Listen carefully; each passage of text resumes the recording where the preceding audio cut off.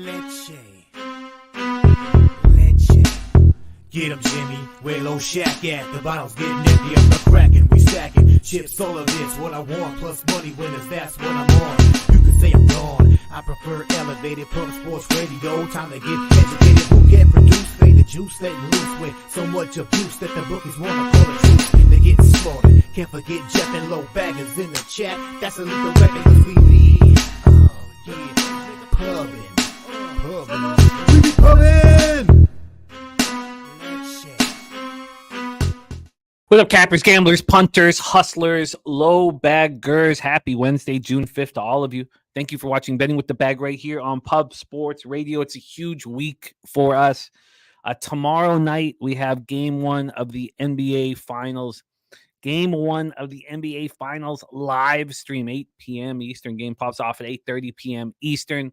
Huge game that we will be live betting throughout its entirety. And then on Saturday, the Belmont Stakes Special at Saratoga, the Spa, the third jewel of the Triple Crown. Some very exciting horses in this one. An undefeated horse trying to take on Sierra Leone, getting a ton of love. 7-2 morning line, 9-5 morning line for Sierra Leone. And those of you who still want to rock with Mystic Dan or Seize the Gray, they will both be running as well. So a lot of action there. A rough day for me in MLB. The West Coast games got me right in the drink hole, and it was bothersome. I need to figure this out. I gave back all that I made last week, and I picked up 6 units last week, so I was frustrating giving it almost all back. Got to get after it today. Loved Jose's call on the White Sox, minus 300 fade. It was too bad that the rain delay came in. Still cashed the team total over in that first 5 at a huge number, but deserved more. A Morgan Spooner in the house. Kansas City Royals full game money line in first 5. New York Yankees team total over, and the first Pissy Cheerios play of the day.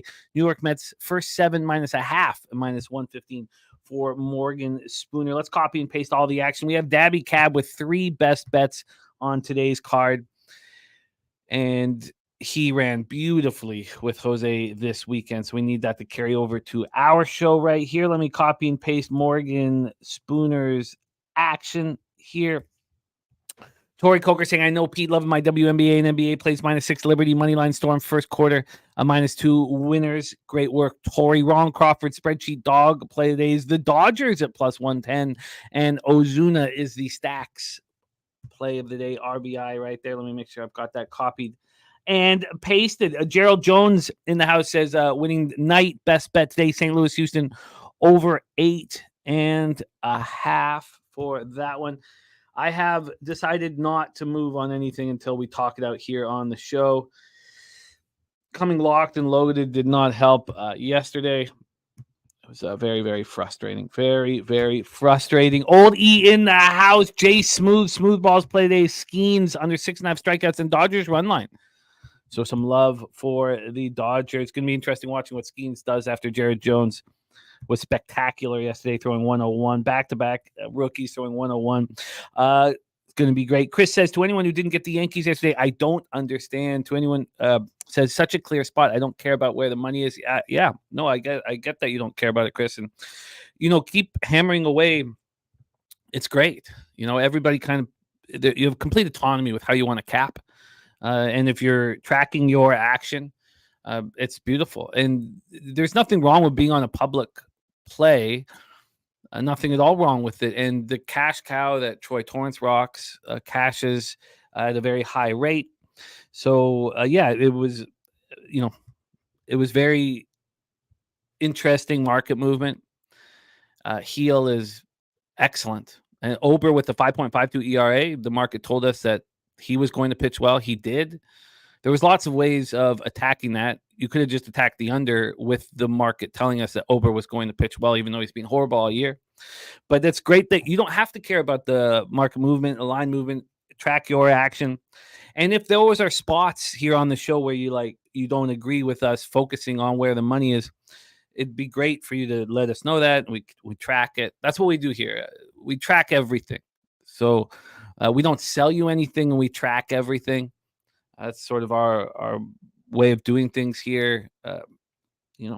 It's refreshing in this industry to have someone not try and sell you anything, and also track honestly, two things that you just don't see in this industry. But great job, Chris. Serious business in the house. Trap God, Mavs Celtics series over 5.5 games, minus 155, going heavy on this. God, that seems like a great bet, Trap God. I mean, what? Yeah, that you try to think of what could go wrong with that action. That the 4-1 series win. Hard to imagine that unless there's an injury that takes place. That makes sense to me, Trap God. I've got that copy and pasted. Thank you for sharing that with us. Trap God. Rocco Rogers in the house. Nasty Nate. Hunter Engelhart. Great capper. Hunter Engelhart. Great to see you. D. Jenkins. Nut Flush Allen. D. Rock. Black Santa. Hunter Engelhart's action. Dodgers first half money line. Baltimore first half money line. The first half under. Atlanta first half money line. Atlanta first 5. Team total over 2.5. Tampa Bay first 5. Team total over 2.5. Tampa Bay first half money line. Tampa Bay Miami first 5 over 4. Going to be very interesting to see what Braxton Garrett does today. The Rays have been raking lefties, but Garrett's looked so good over his last 2 starts. Very interesting stuff. Rob McMahon in the house. Top set, ready to go. Nice. Ready to roll with us. We have to be on the Orioles today, plus money. They've been treating me well. They have been. It's hard. Brios has been so good at home. I can't wait to talk about that game. A major Tom ready to go. And Morgan Spooner says, channel this inner frustration, put into your caps. It's like inviting the pigeons back to help you navigate. Christopher Carter in the house as well. Great to see you. AOD. Let's get to work. Let's get to work and welcome the star of MLB programming here on Pub Sports Radio. Deserved better for his calls yesterday. I was so worried about that rain delay in Chicago. I mean, it was just perfectly capped at that point. Blue Number says, congrats on Florida. Should be a great cup. Thank you. This is the same thing that happened 2 years ago with the Lightning Avalanche. It's perfect. I only had 4 futures, 4 Stanley Cups, and these were 2 of them, Florida and Edmonton. So either 3,800 or 4,000. So I'm going to act as if I don't have futures and just bet it normally because I'll get paid either way. But it's really exciting and feels good. So here we go. Leonard Porsche Jr. in the house. Eyeball 509 in the house. Please welcome from San Antonio, Texas, home of the best bar in Texas, Southtown 101. Check it out if you're around San Antonio. And also the home of Pub Sports Radio. Please welcome Jose. There are raccoons in my walls. Bouquet. Jose, how are you? I found a roach in my kitchen today. That was fun. Nice. It brings me back to Parkdale, my friend. None of I didn't realize. I was in a nice area. Who would have thought? Yeah. Welcome to the now. Kong Slip says, not going to lie, I'm sweating bullets over the Stanley Cup future. That being said, I love Dallas in the NBA series. We've got our big live stream tomorrow night. We have CFL opening up tomorrow night. I do have 2 futures. I'm extremely close to betting. On the CFL? In CFL, yes. 2 futures. BC Lions are Lions? No. Oh. Not the BC Lions. But that, there's still work to do. My Eskimos, a.k.a. the Elks? Yes. Is Taylor Cornelius still their quarterback? He's on their depth chart. Okay. All right. That works. Joey Marinaccio. Morgan Spooner says, are roaches really that common in the South? Man, are roaches not everywhere? Oh, they're all over Parkdale. If anybody's interested. Goddamn, Morgan lives in affluence, apparently. I guess he does. Morgan, I didn't know. We have Guillermo Zertucci in the house. We have a huge day Saturday. Oh, by the way, Jimmy. Yes. Are the Dallas Mavericks not the most public dog I've ever seen in my life? It's going to be so funny when the Celtics beats them in 4 or 5s. I cannot wait. I'm going to tackle. I'm going to be insufferable to Mavericks bettors. So if you want to be on the right side of history, just go ahead and take the Celtics. They are public at this point. We have LJ rocking with us on tomorrow's show. We also are going to talk Stanley Cup Finals tomorrow because we have a few less games in MLB. So we have a packed Thursday show. I'm looking forward to the live stream. I understand why they're public. Yeah. Luca I and can't wait. Kyrie are full of confidence and don't seem scared. And now you got the KP, the unicorn, working his way back in. Do you think he's just gonna fit in perfectly and be smooth as silk? No, but we would have beat him without him, so it's okay. It will be interesting. It will be. No, I just need him to be ready by game 3. That first game in Dallas is the game that really matters. When the Celtics win that, we'll crush their souls. Not Flush Allen. I'm not going to ask that question. I'm not going to ask it publicly or privately. I'm going to not do anything with that question. Jose has read it, so he can answer it whenever he wants, but I'm not going to answer it. Yes, team total, Remos, 2 team. Yes, and the Elks over 7.5 is one of them. But I haven't bet it yet. I haven't bet it yet, so I want to wait till I pull the trigger officially before I talk about my 2. I mean, they're hot. They won a home game for the first time in like a decade last year, so they're ready to go now. Yeah, I'm pumped. I'm pumped. My God, Morgan Spooner's never even seen a roach. What? Jesus. Morgan does live in affluence. Jeez, Morgan. Jesus. Look at that guy. I see at least one a week. Wow. Not to mention the raccoons. Frank Ritacco ready to rock and roll with us. We got Joe T. How about that easy Yankees team total first 5 in full game last night? Giving out on Low Shack in the bag. I love it. I love it. Oh my God! But I was that fucking White Sox game was disgusting, though, huh? Too bad. It's too bad. You deserve a huge score. Yeah. I'm just glad. At first, I was like, if they're gonna cancel this game or postpone it, and I'm not gonna get my first 5 money, I would be furious. So I was at least satisfied with that. Yes, but then it was just horrific as soon as that first pitch. Oh yeah, no, like yeah, I couldn't rely on the White Sox to do anything. So shout out to the Earl brothers or Nick, and then shout to Flush Allen for getting me to bet the first 5 again on the -300s and then team totals as well. Yeah, you imagine if you only had the White Sox. I know I wouldn't be here. I wouldn't be here in this moment. Yeah, no, it'd be disgusting. Well, let's get to work. I got crushed yesterday. Man, it was 2-2 going into the late games, and everything fell apart for me. Added the Giants double up late. It was very, very, very disappointing.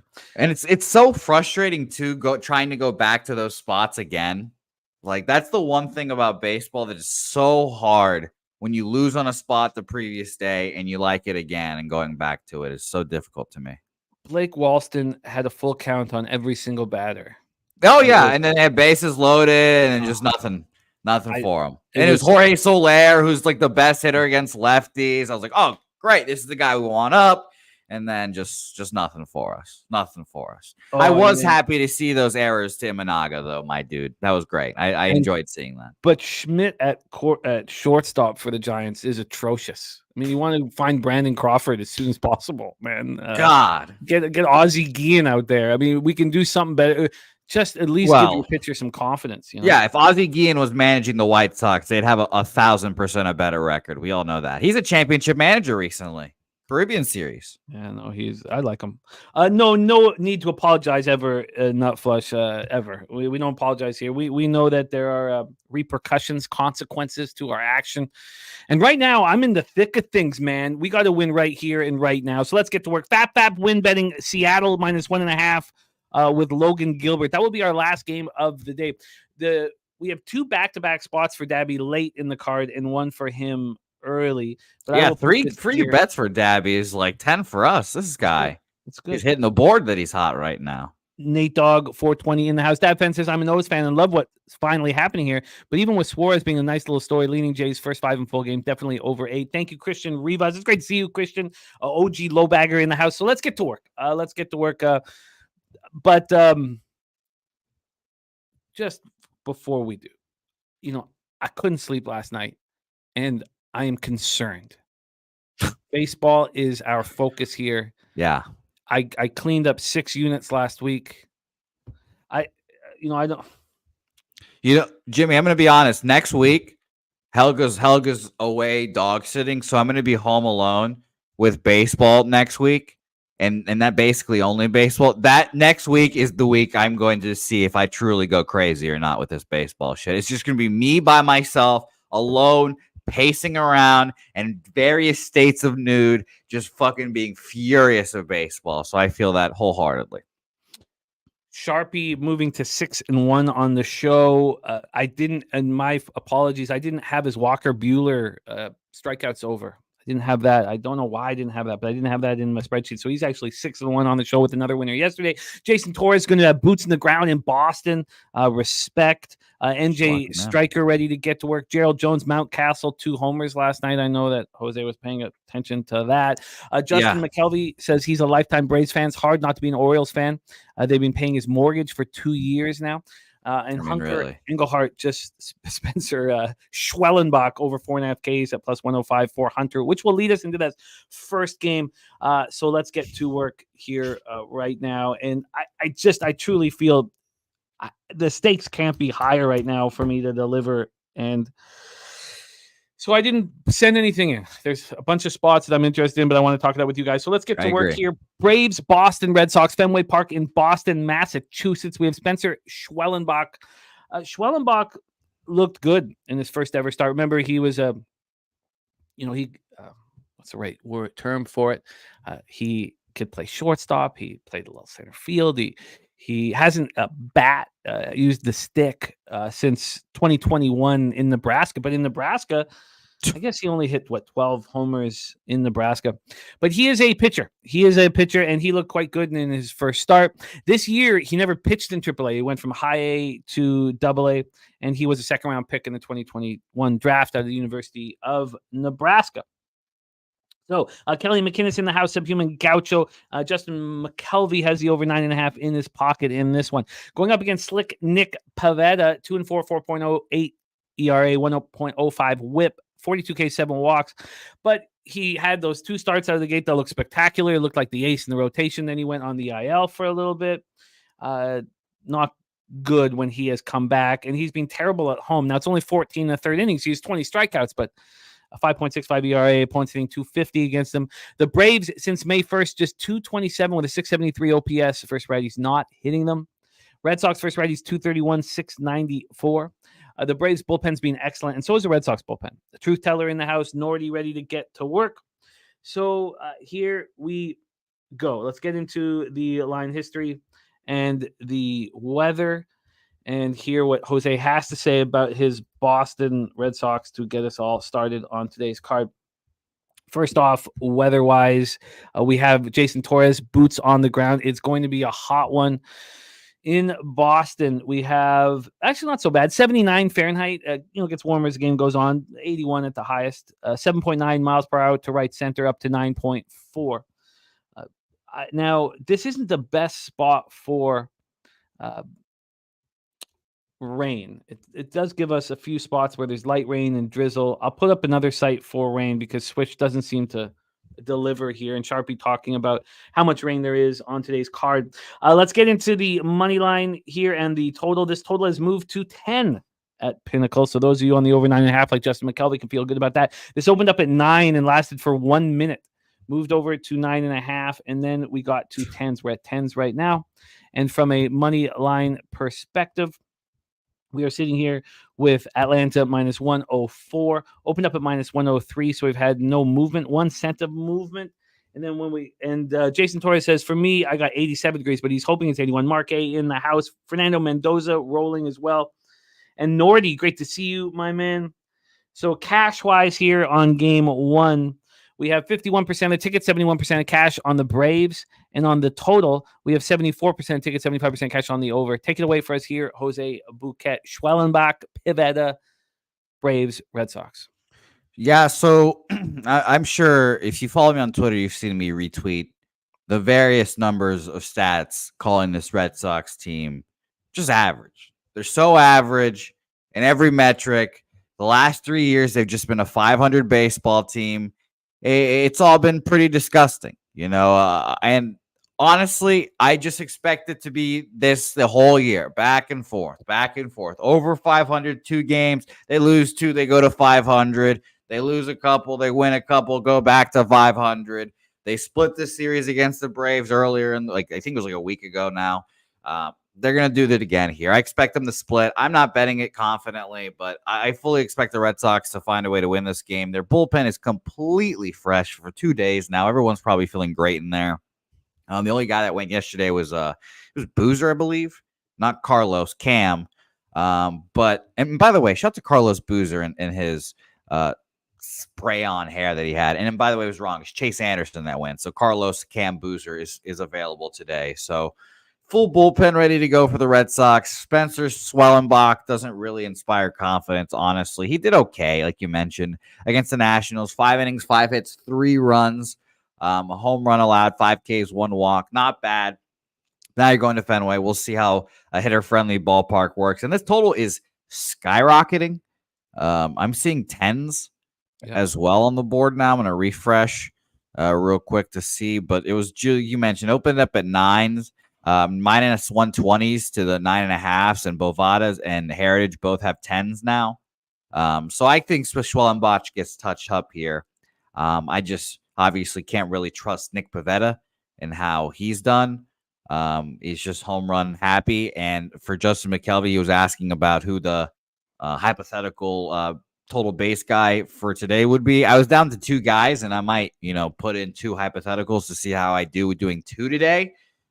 By the way, Jimmy, that record, it's kind of like my waffle, but it's not doing bad. It's 4-1. So, we're going to keep on rolling and seeing how I do for the rest of the month. But we'll do 2 of them today. And one of them is Orlando Arcia, who smashes Nick Pivetta. And again, this isn't like I'm not doing like in-depth research for this. It's literally just going on StatHead, going who versus team players versus the starters today, and you just sort by OPS, and I look at who has a high enough plate appearances and a highest OPS there. 8 for Orlando Arcia, so I'll take that.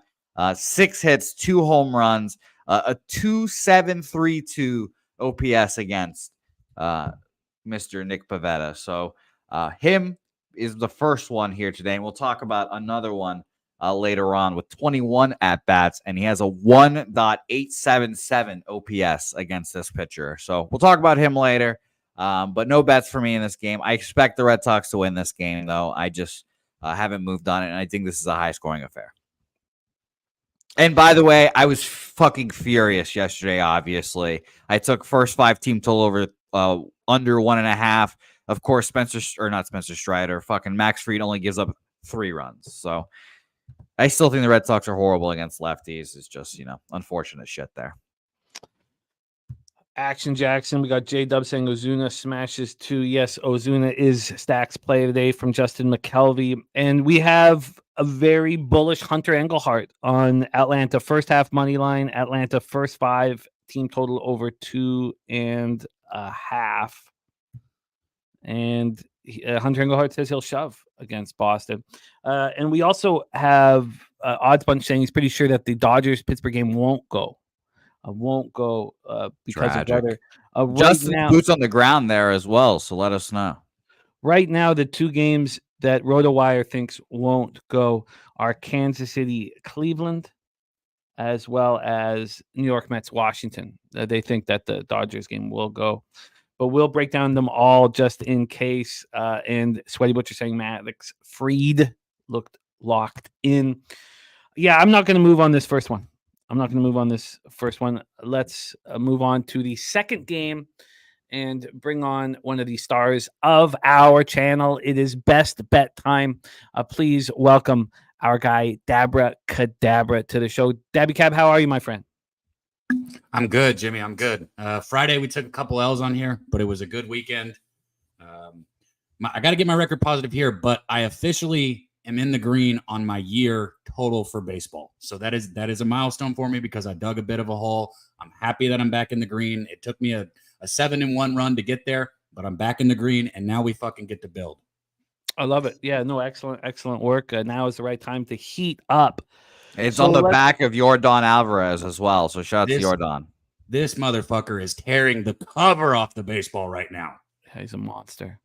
Justin McKelvey says, boots on the ground at the Pirates game today, but not looking good. Definitely rain's going to be part of the game if it goes. So let's get to work here. 2:10 p.m. Eastern. We have the St. Louis Cardinals 28-31, 15-19 on the road. Houston Astros 28-34, 17-17 at home at Minute Maid Park in Houston, Texas. Miles Michaelis going against Ronel Blanco. Ronel Blanco did not look that good in his last start. 6-1 loss at home versus the Twins. And Michaelis has a very inflated season-long numbers, but he's been stacking quality starts and against good teams in tough spots. And this is one of them. He just went to Philadelphia and had a quality start there. And I have some interest in him. I have some, not in him, but in the Cardinals' first 5 interest in him at this big plus line, but I wanted to talk it out. Cardinals are smashing righties harder than the Astros since May 1st. Cardinals 263, 779 OPS, Astros 255, 744. Astros bullpen's been lights out, 2.43 ERA, 1.12 whip since May 1st. Cardinals bullpen's been pretty good, 3.81 ERA, 1.26 whip. Let's get into the line history here for this one and hear Daby Cab's plan of attack. So this is at a pretty legit move to St. Louis. Wow. So this was a plus 150 this morning when I was looking at it. Now plus 144. I find that appealing. So we have a move towards the St. Louis Cardinals, and then we have a total at 8.5. There has been 4 cents of movement on the under. Let's get into the cash flow for this spot. 94% of tickets and 85% of cash is on the over, and the line's not moving there. And then we have 10% of tickets, but 44% cash in the Cardinals. I'm set. I think I've seen enough here, but I want to hear what Daby Cab has to say first. Take it away, Daby Cab, Cardinals, Astros. I don't know how much I can sway you on a side. I can say this, man. Michaelis has been a pitcher that in the right spot, I've gotten behind the last couple of years. This year, I've kind of stayed away from him. He does have 2 quality starts his last 2 starts. He only gave up 3 runs in both of them, 6 innings against the Phillies and giving up 3 runs and 5 hits. That's not a bad start. The Phillies are one of the best hitting teams in baseball right now. Same thing with Chicago. 6 innings, gave up 3 runs. My only thing that bugs me a little bit with him is I think 1, 2, 3, 4, 5, 6, 7, 8, 9, 10. Okay, he's got about 12 starts this season, and not one of them has he gone through clean without giving up a run. That bothers me a little bit. As a starting pitcher, I like to see a couple zeros mixed in there. I think Blanco's going to continue. Blanco's going to continue to regress. Last start, shout out to Jose because he was on top of that. He called it out before it happened, and I kind of agreed with him here. And I could see a little bit more regression. So as far as a side, I don't have much to give you on this. I think this is going to be a very close game. I don't think there's a lot of volatility in it. But I already talked about Alvarez, man. Let's look at his stats the last 30 games. 112 plate appearances. He's hitting 339. Unbelievable last 30 games, right? Last 15 games, 58 plate appearances. He's hitting 397. Holy shit. No way that gets any better, right? Wrong. Last 7 games, 27 at bats. He is hitting 444 in his last 7 games.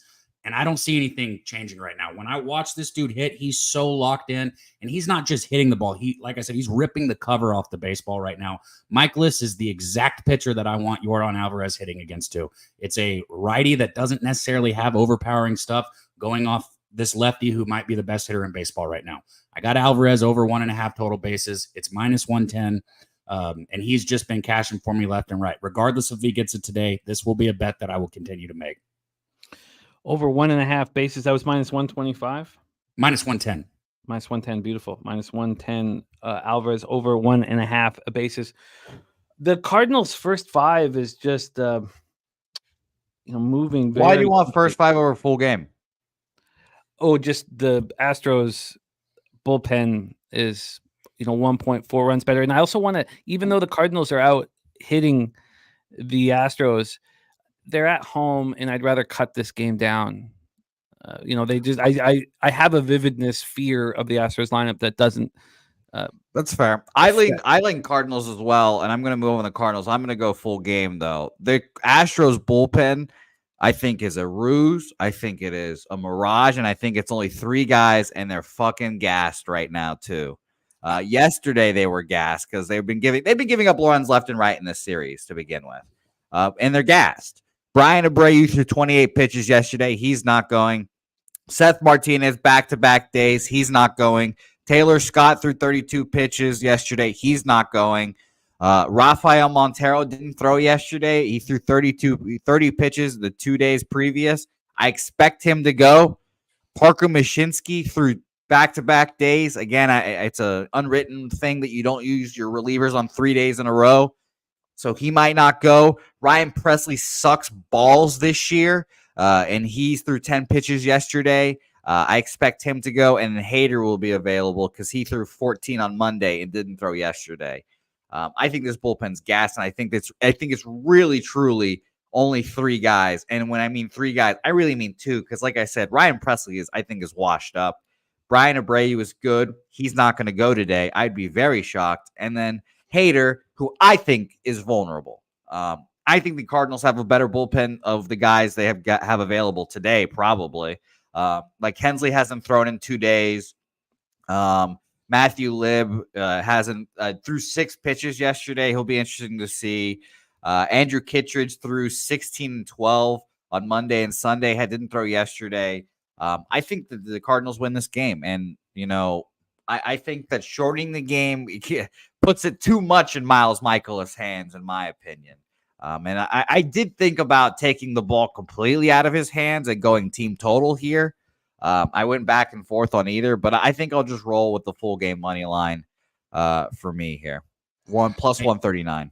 I just want to throw a take out there at you guys. And I know Jose is going to disagree after what he just said. In the next 18 games, I think the Astros will be back to 500. In the next 40 games, I think they'll be in first place in the division. It would be very nice if that was the case, as we all moved on them to win the division. Even after they'd lost 3 straight to Seattle, they were only plus 260 to win the division, and we all got in at much higher numbers than that. So even when they were losing, the market was respecting them possibly too much, and we'll see.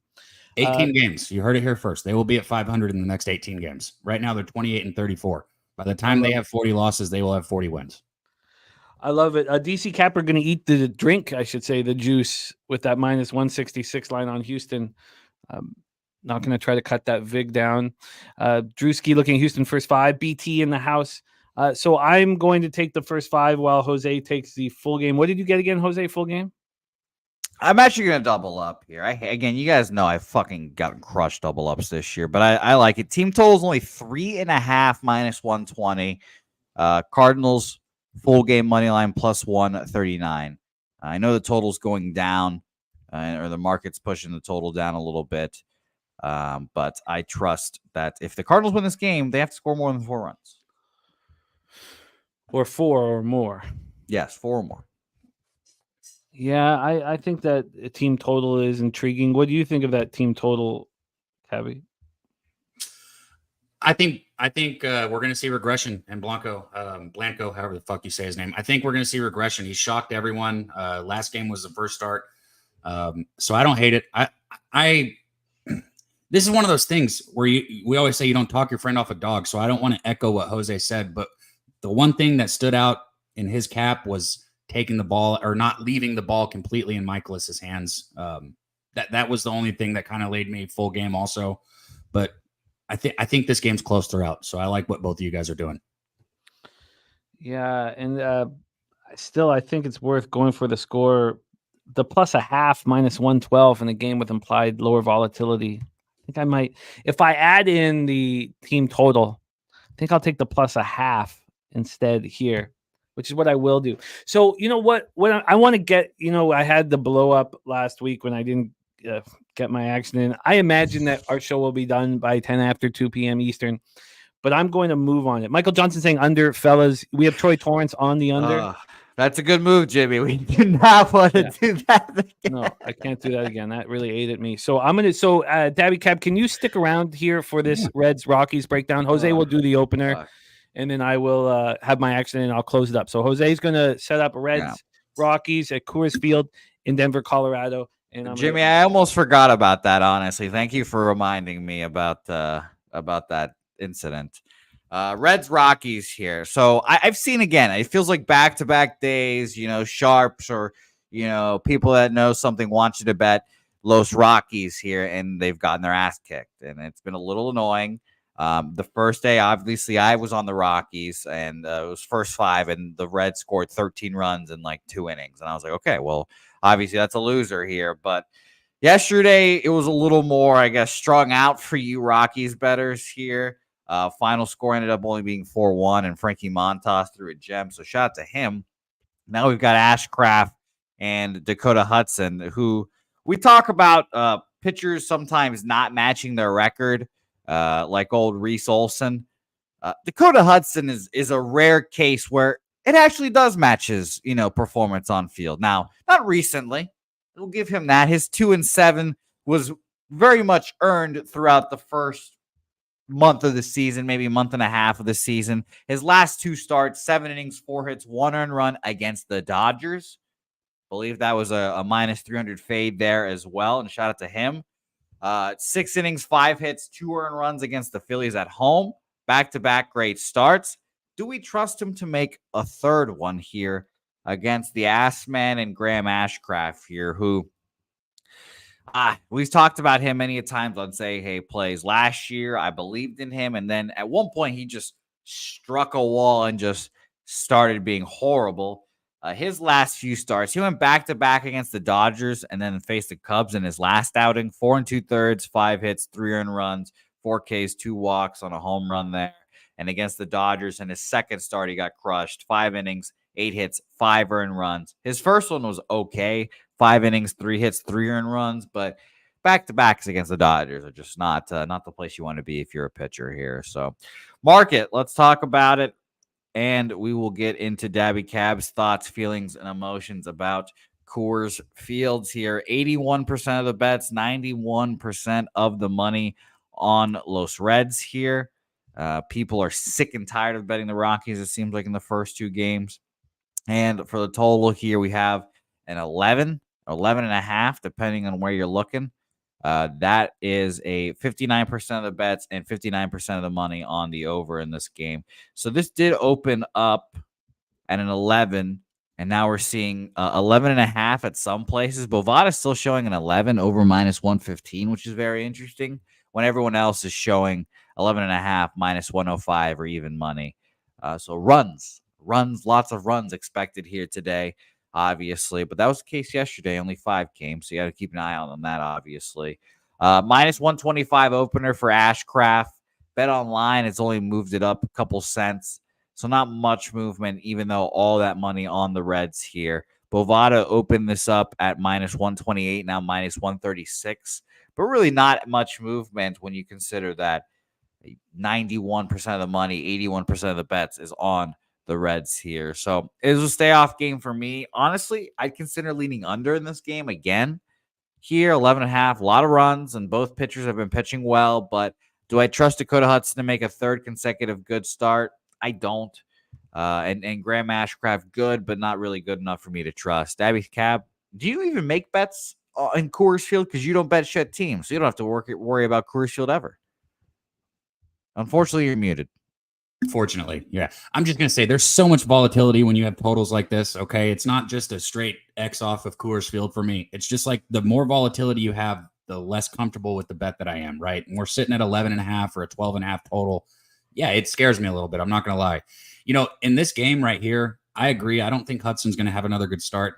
His last start against the Dodgers was his best start of the year, and it was against the Dodgers, right? And we've had this conversation about this very Dodgers team multiple times. When you go against somebody like the Dodgers or the Phillies or the Braves or somebody like that, and you shut them down and you give up 0 runs or no runs, the next game is not the spot that I'm looking to back you in as a pitcher, right? And that's where Hudson's at right here. And then Ashcraft, same thing. I remember when we had that talk about stuff plus or plus stuff with him last year, and we all thought he was going to, turn it around somehow, and he just still hasn't done it, sitting at a 4.76 on the year. Both of these pitchers walk way too many people for me to even consider betting an under. Ashcraft has 47 strikeouts and 21 walks to go along with that. Dakota Hudson only has 31 strikeouts on the year, so people are not swinging and missing. And he's got 29 walks to go along with 31 strikeouts. That's atrocious. A 1.48 whip, that's way too high. So all of this being said, if I would bet this game, it would be an over. I know an 11.5 is high, but seeing the books move towards the over would give me, a little bit of confidence in it. I would look over, or I wouldn't bet this game. I think all of that makes sense to me. One thing about the Dodgers, though, is they're hitting 6-something since May 1st against righties. OPS. I mean, they're not. It's more of the allure of the Dodgers Oh, that I get it. Oh, I Yeah. still agree with your statement. I just there's the vividness bias of them hitting 800 OPS is just. I just wanted to mention that. Troy says he thinks that the over is sharp. That the database says over. We saw Pinnacle move it to 11.5 and then back to 11 about 20 minutes ago, which is a bit of a surprise. Ashcraft's been great on the road, and Dakota Hudson has been horrific at Coors. Horrific. 323 opponents batting average, 7.43 ERA, 0-3. Joseph Gomez says the Dodgers were 0-15 running. Is that Joseph Gomez last night, or were they 0-15 against Dakota Hudson? Neither of these teams are hitting righties, but we know what the volatility is like with the thin air. What was it at Swish? What did they say this? 84 Fahrenheit, 13 miles per hour in, up to 16.2 miles per hour in, coming in. Drewski saying 9-3 Reds win. I like Ashcraft more than Hudson. Is Hudson really feeling it right now? I mean, I can understand the volatility. I prefer the Reds in this spot, but I don't know if I can pull the trigger here. By the way, something we forgot to touch on, I guess, now that I refresh Swish, 10-mile-an-hour winds blowing out straight out in Fenway today. That's probably why the total's skyrocketing as well. Yeah, I'm gonna stay off this. I can understand expecting Dakota Hudson to pitch poorly, but I'm not going to rock with this. We can move on. Before we do, and Daby Cab will be back with us, so stick around for a second, Daby Cab. I do want to mention that our big UFC show is out on our homepage here, the Locker Room Talk podcast. We have UFC Louisville, and they destroyed last week. So they're going to heat up here. Just my 2 cents. Brizzy, a Big Show, and Millsy. They have their parlays up. If you don't follow the Locker Room Podcast on X, here is the Twitter handle. Let me pop this in the chat. Please follow our guys and support our guys. It's our big new show on Pub Sports Radio. And it looks like they found a home here on Tuesday night. So hopefully that is the place that we'll find them every week. But we'll be figuring that out as we go. But please support our guys there. Daby Cab has moved best bet on Yordan Alvarez over 1.5 bases at -110. And will be back with us. Daby Cab has back-to-back spots with us. He is capping the Tigers, Rangers, and the Padres, Angels. Daby Cab, we will see you shortly. Any last words for the Capper Sport in the show? Oh, man, we'll be right back. Get those bets ready for me in the chat, too, because I want to see what you guys are on. We're going to make some money today, Jimmy. We need to. We must. Let's roll on. Jose, 3:40 p.m. Eastern. San Francisco Giants 29-33, 12-19 on the road in the throes of what I think a 6-gamer losing streak. Maybe Jose can confirm that. Diamondbacks 29-32, 15-15 at home. Chase Field in Phoenix, Arizona, with the roof up. Jordan Hicks, who's been pitching very well. Home or road, doesn't matter. He seems to be pitching very well. His last start, 6-2 loss at home versus the Yankees, was his worst. 5 runs, 4 of which were earned over 5 1/3. It's got 2.70 ERA. And yes, seasons it's L6. Yeah. Jordan Montgomery got off to a decent start. At that point, we were like, oh, maybe these vets don't need spring training. He's been getting lit up since. Coming off 10-9 loss at the Mets, 4 innings, 8 runs, 6 of which were earned, 4 Ks, 3 walks, 6.64 ERA, 329 opponents batting average. Now, yes, the Giants are smashing lefties, 250, 755 OPS, but again, Lamont Wade not in the lineup. He was setting a nice table. And Nutflush says Arizona will look much better in this spot. Diamondbacks first righties 241, 695 OPS, and both bullpens similar numbers, not very good. Since May 1st, Giants bullpen 3.95 ERA, 1.27 WHIP. For the Diamondbacks, 4.10, 1.40 WHIP. Brent Cook says Montgomery pitches well against the Giants. So let's take a look at the line history here for this one, and then the cash flow here. What Jose has to say about this one. This total is sitting at 8.5. It is juiced to the under. It opened up -103 to the under. It's now -111 to the under. 8 cents of movement to that under. And on the money line here, we have the Diamondbacks down to -112. Good God. Just a huge move towards the Giant. Not huge, but Arizona's gone from -124. It's legit. Yeah. Giants have gone from +115 to +104. Diamondbacks have gone from -125 to -112. So cash flow wise, 85% of tickets and 82% of cash on the Diamondbacks. Wow. And then we have 94% tickets, 85% cash on the over. This is set up for me. Oh, sorry. Okay, good. Nupplashan says Hicks will look better in this spot. Okay, good. Says trying to multi. Okay, that makes me feel a little better. Market screaming Giants here. Do we listen? Yeah, I like Giants first 5 money line. I'm going to move on them. Minus 105 for me. Again, I was on the Giants yesterday. Lose, it's okay. And I'm trying my hardest here to get back on those spots, like I mentioned earlier on the show. Like I like it. Let's just go back to the well again, undoing project, et cetera, et cetera, et cetera. But Jimmy, L6 is the second longest losing streak in baseball right now. The longest held by the Chicago White Sox, L12.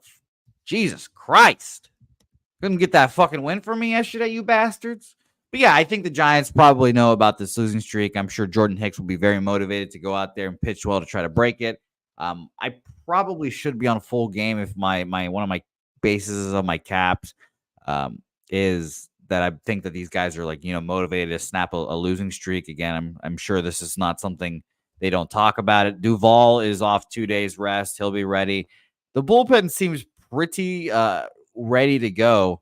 And Taylor Rogers threw 19 pitches yesterday, but I think he'll probably throw if need be. And then Tyler Rogers did not throw yesterday. So, I mean, the three guys I want are both Rogers and then Duvall, admittedly. Nutflush, you could maybe chime in who you feel more comfortable with the Giants bullpen. But, yeah, I like Giants. I think they win today. I guess I'll stick with first 5 for now, and I want to hear what you have to say, I guess, and then Nut Flush. Would love to hear how you feel about that as well. Yeah, a lot of cappers in the chat supporting the Giants. Aubrey Travis, Nate Dogg on the first 5. Eyeball 509. Giants money line. My dude going back to with the Giants. And yeah, I think you're right. You mentioned how Blake Snell said that those old the veteran pitchers need spring training to figure their shit out. Montgomery's right there with him, and he's not getting hurt, but I think obviously Blake Snell knows what he's talking about. So Montgomery might be a fade. And there's no movement at this point on the first 5, whereas there's big one on the money line. I guess there is some. Sorry, I take that back. But the main movement is on that full game. Okay. I'll go full game then, because I'd rather bet where the movement is. I think so as well. So I'll trust the bullpen here for Los Gigantes. I'm getting, let me scroll up plus 102. Plus 102. Yeah, I think it's not comfortable. Sharpie's looking at odds. Or Hicks out over 50.5, says Giants pen is taxed and they're letting guys get hit and go deep if the pitch count is low. Dad Fence said Wade missing from the lineup, keeping me off Giants. Nuppla says Duvall possibly a little battle with another closer, possibly taking work from him. And Morgan Spooner says retract that. Sorry, I lacking sleep right now and not reading things very well. Yeah, I get it. I get it. I think it's the move to make. Here is the San Francisco Giants. So I'll join you on the full game with the Giants here. Hicks versus Montgomery. Let's roll on. Next up for us, 4:05 p.m. Eastern, we have the Milwaukee Brewers 36-25, 18-15 on the road at the Philadelphia Phillies, 43-19, 26-9 at home. We're at Citizens Bank Park in Philadelphia, Pennsylvania. Aaron Ashby on the hill. And, Aaron Ashby, to me, kind of I feel like we've capped him for years. And he's only 26. But, he came in the league as a 23-year-old, and that was in 2021, and he wasn't very good. And then 2022, he spent the whole year with Milwaukee, 27 games, and he was starting then 19 starts. And he, again, there was times he looked good, I guess, a 4.44 ERA, 1.43 whip, but not good enough. In 2023, he didn't make the show. And not only that, but they had him in high A for 3 starts, double A, triple A. He didn't look good in either of them. This year in Nashville, he looked terrible. So it's a little surprising that he's here. He's had one start in the show and he got lit up and smoked. So it's a little more complicated than that, obviously. So, yes, he got 4 earned runs, 8 runs total in his one start this year. And then when he went there, and then he was sent to Nashville right away afterwards. When he was in Nashville, he got lit up and smoked immediately. But his last 2 starts have been his best 2 starts of the year. So Friday against Memphis, he struck out 5 over 7 scoreless, allowed 2 hits and 3 walks. And he has been told that he will have multiple trips through the playoffs. Multiple opportunities to start here. Kong's clips on Kachuk for the Conn Smythe at plus 600. I think honestly that Bobrovsky would be my first look, but Kachuk has more than he has a great opportunity to win it as well. So here we go. Aaron Ashby, a question mark, but he's coming off a strong start. Aaron Nola coming off a great start, 4-2 win at home over the Cardinals. He's not been good at home as he has been on the road for some reason. 4.01 ERA, but 227 opponents batting average, 41 Ks over 42 and a third. Brewers still hitting well, 257, 741 OPS, and the Phillies are smashing, 254, 758 OPS. Phillies bullpen's being incredible. This is one of those spots where I have a tricky time with lefties. With huge ERAs, huge whips that come into, if we want to go into XFIPs and Sierras and all that, but just bad numbers that come into the show and pitch well. And this it always makes me nervous now with a lefty who I think is a gas can this always makes me nervous. 84 Fahrenheit, 9.2 miles per hour to left field, gets up to 11.2 miles per hour. Let's get into the line history here for this one. The Phillies are at minus 177. They open up now minus 184. So 4 minutes ago, there was a 7-cent move towards them. So 11 cents of movement overall. And then on the total, we have it sitting right now at 8.5, minus 105 to the under. So it's gone from 9 to 8.5, which tells you that Ashby can pitch well in this situation. And when we get to the cash flow, you have 91% of tickets, but just 54% of the cash on the Phillies. So sharp action coming in on the Brewers. 87% of tickets, 83% of cash on the over, and yet it's dropping to the under. This is very difficult. And Billy Friedrich celebrating his birthday today. Happy birthday, Billy. Man, we love capping with you. OG Lowbagger in the house. Can I get a birthday pic today that is copied and pasted, Billy? Getting a lot of love from the cappers in the chat. Jose, take it away. Nothing makes me comfortable in this situation. Agreed. Nothing wants me to bet this game. I think maybe the Phillies are a little overpriced here. But I still think they're the best team in baseball. And please, I will have a forever grudge on the city of Philadelphia. If my prediction comes true and the Yankees and the Phillies make the World Series, if they can't dispatch the Yankees, I will be furious. But no action for me here. Real quick, Daby Cab mentioned Stuff Plus here. I hadn't looked at the standings here yet. I put the split down to 10 innings just to see who would be on here. Nick Pivetta, number 1, Stuff Plus. So it's okay. So I'm going to go back to qualified pitchers here. So you have to have, I don't know what the qualifier is for minimum playing time right now, but you have to be qualified. So it's a good amount of innings, about 60. Would be my guess. It looks like from the numbers here, but number 1 Stuff Plus pitcher this year, Jared Jones, which is incredible. 131 Stuff Plus. Next, Hunter Green, Logan Gilbert, Dylan Cease, Carlos Rodon, Burns, Mackenzie Gore, Glasnow, Luis Heel, and Bryce Miller are the top 10. Now, there's obviously, if you guys don't know, Stuff Plus just measures how gross your pitches are. Location Plus measures how accurately you can throw said pitches. Number 1 there, Joe Ryan, 108 Location Plus. His Stuff Plus is only 97 though, so you can see why he gets touched up there. Miles Michaelis, 107, also right there behind him. So locating his pitchers where he wants to go. Unfortunately, he has a 90 Stuff Plus, so That is why he gets crushed. He can put his pitches where he wants to, but they're not good enough, unfortunately, yet. Aaron Nola, number 3 there. Chris Paddock, Brandon Pfaadt, George Kirby, Jake Irvin, Zach Littell, Bailey Ober, and Yamamoto.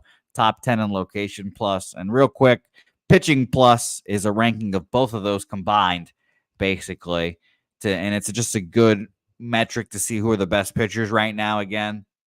Number 1, Jared Jones. Again, shocking to see a rookie like that. Number 1, his location plus is 104, so he's above average there. And when you have a 131 stuff plus, that helps. So 111 pitching plus, number 1. Number 2, Corbin Burns, 110. Number 3, Zach Wheeler. 4, Tanner Houck. This one's a surprise. Number 5 is Tanner Bybee. He has 102 stuff plus and 105 location plus. That gets him 108 pitching plus. Number 6, Scooble, who is basically 105, 104 there. 7, Cease. 8, Glasnow. 9, Yamamoto. And number 10, your guy, Jimmy, Kevin Gausman, who has a 98 stuff plus this year and 105 location plus. So all that to say, just want to give you guys those rankings real quick. Interesting. And those are a lot of our pitchers that we want to back here. Yes, I do. I definitely agree with that. I think those are the pitchers. You guys want to back those guys. Like those. Yeah, agreed.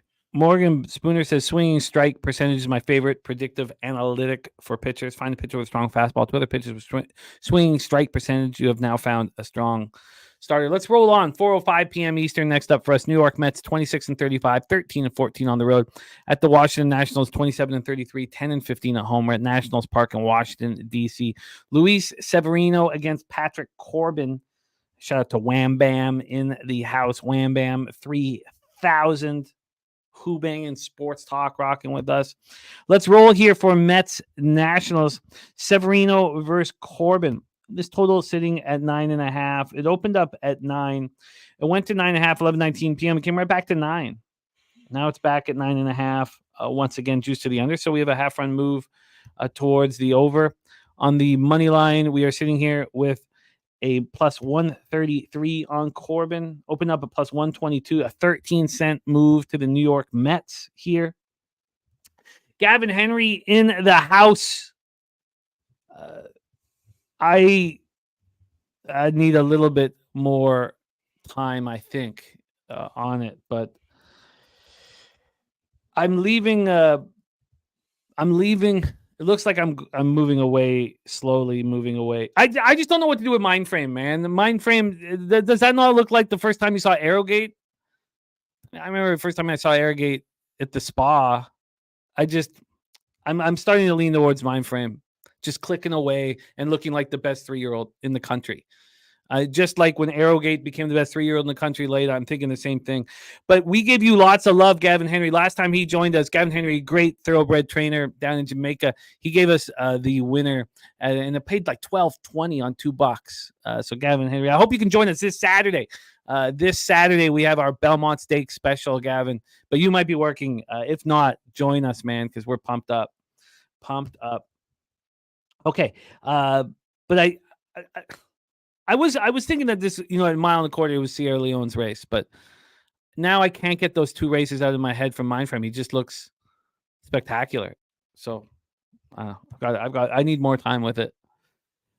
So Beavis saying Severino is my pick tonight. Mets money line. Severino on the road's been horrific. Corbin's been a little better at home. The Nats aren't hitting righties. The Mets have no power against lefties. The Mets bullpen is an atrocity. I'm surprised the line's moving over to the Mets. We often see sort of sharp kind of back Corbin at home. Take it away for us here, Jose. I'm also surprised that it went up to 9.5 and then back to 9 and then again up to 9.5. Wasn't a fluid move up to 9.5. Take it away, Jose. The floor is yours. Mets, Nats. Yeah, it's a tricky game for me. Mets last month, though, 11th best against lefties, 109 weighted runs created plus. Someone mentioned it in the chat that Pete Alonso crushes Corbin. So I just looked. 54 plate appearances. There 14 hits, 5 home runs, 1.13 OPS. So very good. So yeah, he does crush him. It's a little annoying. They just put it a little bit like too high for me to bet. Like I like the Mets here too. Luis Severino has been one of the guys in my rotation this year, and the rotation has been phenomenal. I mean, Luis Seal's going to win AL Rookie of the Year this year. He's going to steal it from fucking Willie Abreu. I mean, it's ridiculous. But yeah, I just ended up staying off this game. I think Severino has a nice start, and I don't trust Corbin. And if you wanted to make a total base prop in this game, it's probably Pete Alonso. But I don't trust that fucking guy either. And by the way, that guy is not going to, he is going to be so disappointed when he gets in free agency this year. He's going to be a free agent and nobody's going to give him fucking anything. And he's going to think he's like $200 million. Fucking nothing for that guy. Yeah, I mean, I guess the over is somewhat appealing. I'm not going to move on it. I'm going to stay off of this spot, Mets, Nats. So we can roll into the next spot on the board, 6:40 p.m. Eastern. We have a bullpen day for the Cleveland Guardians going up against Kansas City Royals, Progressive Field in Cleveland, Ohio.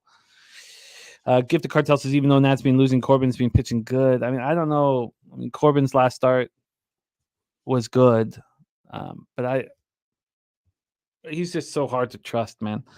Yeah, Logan Allen primary today for the Guardians. We'll see. It's also, this game's in red, so. Yes, the game is in red. There is rain going, and there was rain in the last one as well. But here with the weather situation, we have heavy rain to start the game off. Heavy rain. So this game's going to be pushed for sure. We're just not sure how long. 13.7 miles per hour to right field. It dies down as the game goes on. And it will die down right away because at 8 p.m. it's 7.3 miles per hour to right field. So if this game is pushed, the wind won't be blowing out heavy. Benjamin talking about Logan Allen following. So here we go. Brady Singer coming off a really nice start. You know, we did get the win on the first 5 Royals yesterday. Singer 4-2, a 2.63 ERA, 1.12 WHIP. His last start, 1 earned run over 5 innings, 7-4 extra inning victory at Tampa. He's been good on the road. 256 opponents batting average, just 20 innings, 20 Ks, 9 walks, 3.60 ERA. Sandlin is a really good bullpen piece. This bullpen's been incredible. I mean, since May 1st, 0.87 WHIP, 2.26 ERA. I mean, they're just rolling. Royals bullpen's been horrific. Horrific. Yeah, thank God. It took them first 5 yesterday. That was a rare occurrence where first 5 was a lot better than full game. Yeah, which, it has not been happening for me either. Usually when the first 5 hits, you're just going to catch that full one. You're right. That was one that did work out because the Royals bullpen is so atrocious. Take it away. Oh, let's go into let's get into this line history here for this one.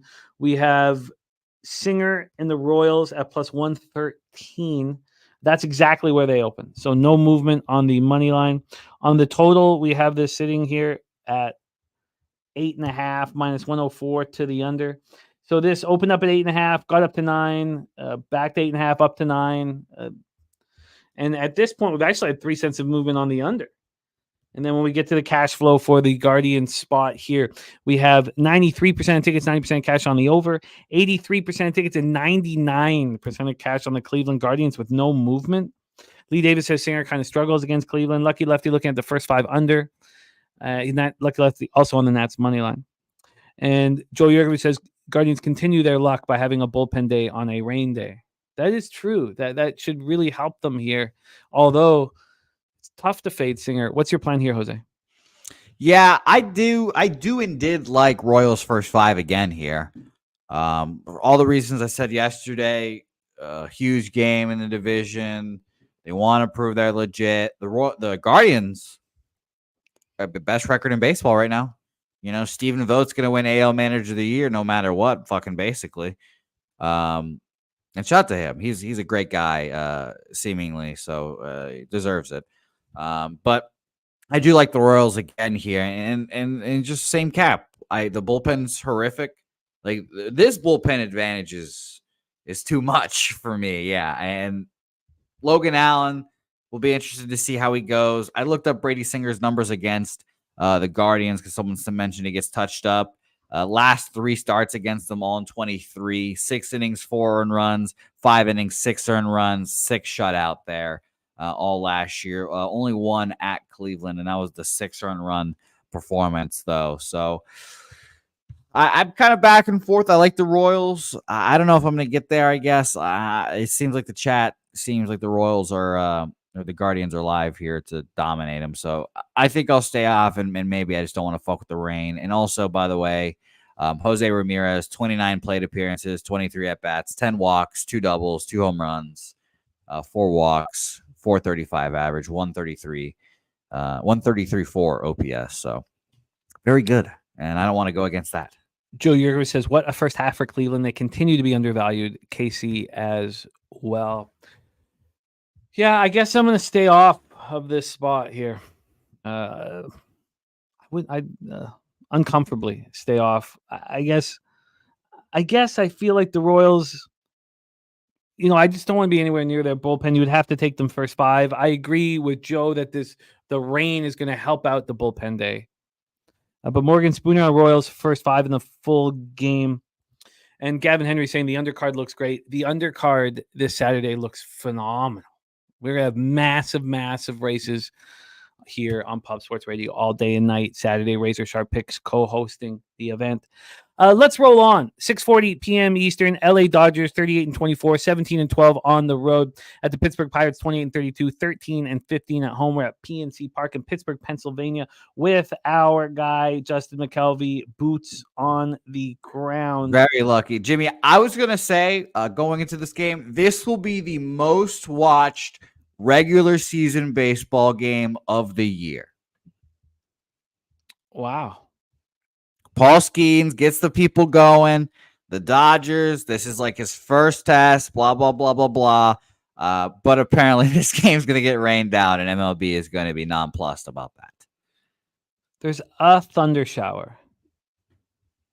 I'd love for this to go. But the whole thing, if it rain delays, they're fucked. Because then, people aren't going to watch, and Skeens is probably not going to come back out and pitch. And by the way, I haven't tracked this fully. I mean, I think I've bet a first 5 under in every Paul Skeens start, and I think like all of his starts have gone over because for some reason the Pirates just decided to bring their sticks for Paul Skeens Day. So, yeah.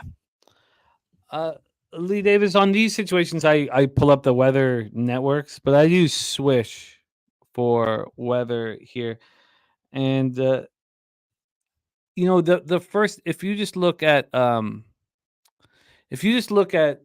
the weather on the first site I used for weather, it looked fine. But this AccuWeather, weather.com, both AccuWeather, weather.com look bad. So at 7 p.m. there's a 48% chance of precipitation with scattered thunderstorms. At 8 p.m. there's 72%, and then 73 at 9 and 74 at 10. This game doesn't go. See, it's funny. Yeah. Drewski's saying Nerfy in play with Pittsburgh money line. I'll tell you what I was thinking. I was thinking Yerfy. After no runs yesterday, not only do I think Paxton is vulnerable despite the Pirates not being able to hit lefties, but I think Skeens might be a little. I mean, he's getting Betts, Ohtani, Freeman, 1, 2, 3. So. Yeah, that's if you're going to bet him, this is the team to do it with, right? And he just watched his close buddy shove, and that I think that has to add a little bit more pressure. The top 3 in the lineup are so dangerous; those guys all want a piece after getting shut down by Jared Jones. So I was thinking Yerfy in this one. Let's do our line history here and do the due diligence, despite the fact that this game may not go. We have here. Let's get this up. We have the total at 8.5. It opened up at 8. The first time moved up to 8.5. It went back to 8, and then 8.5, then back to 8. Now back up to 8.5. So we have half run move to the over. When we have the money line here for this one, we have Skeens minus 109. He opened up at minus 113, now minus 110. So we've had a very slight move to the LA Dodgers. And when we get to the cash flow in this spot, we have 63% of the tickets, 60% cash on the over, 34% tickets, 86% cash on the LA Dodgers. We've already heard from Ron Crawford, the LA dog play of the day from our Ron Crawford is your LA Dodgers. I mean, how Let's good give a would shout it out be? to Ron Crawford, whose dog play day has just been absolutely crushing, being a huge addition to the show. Shout out to Ron Crawford.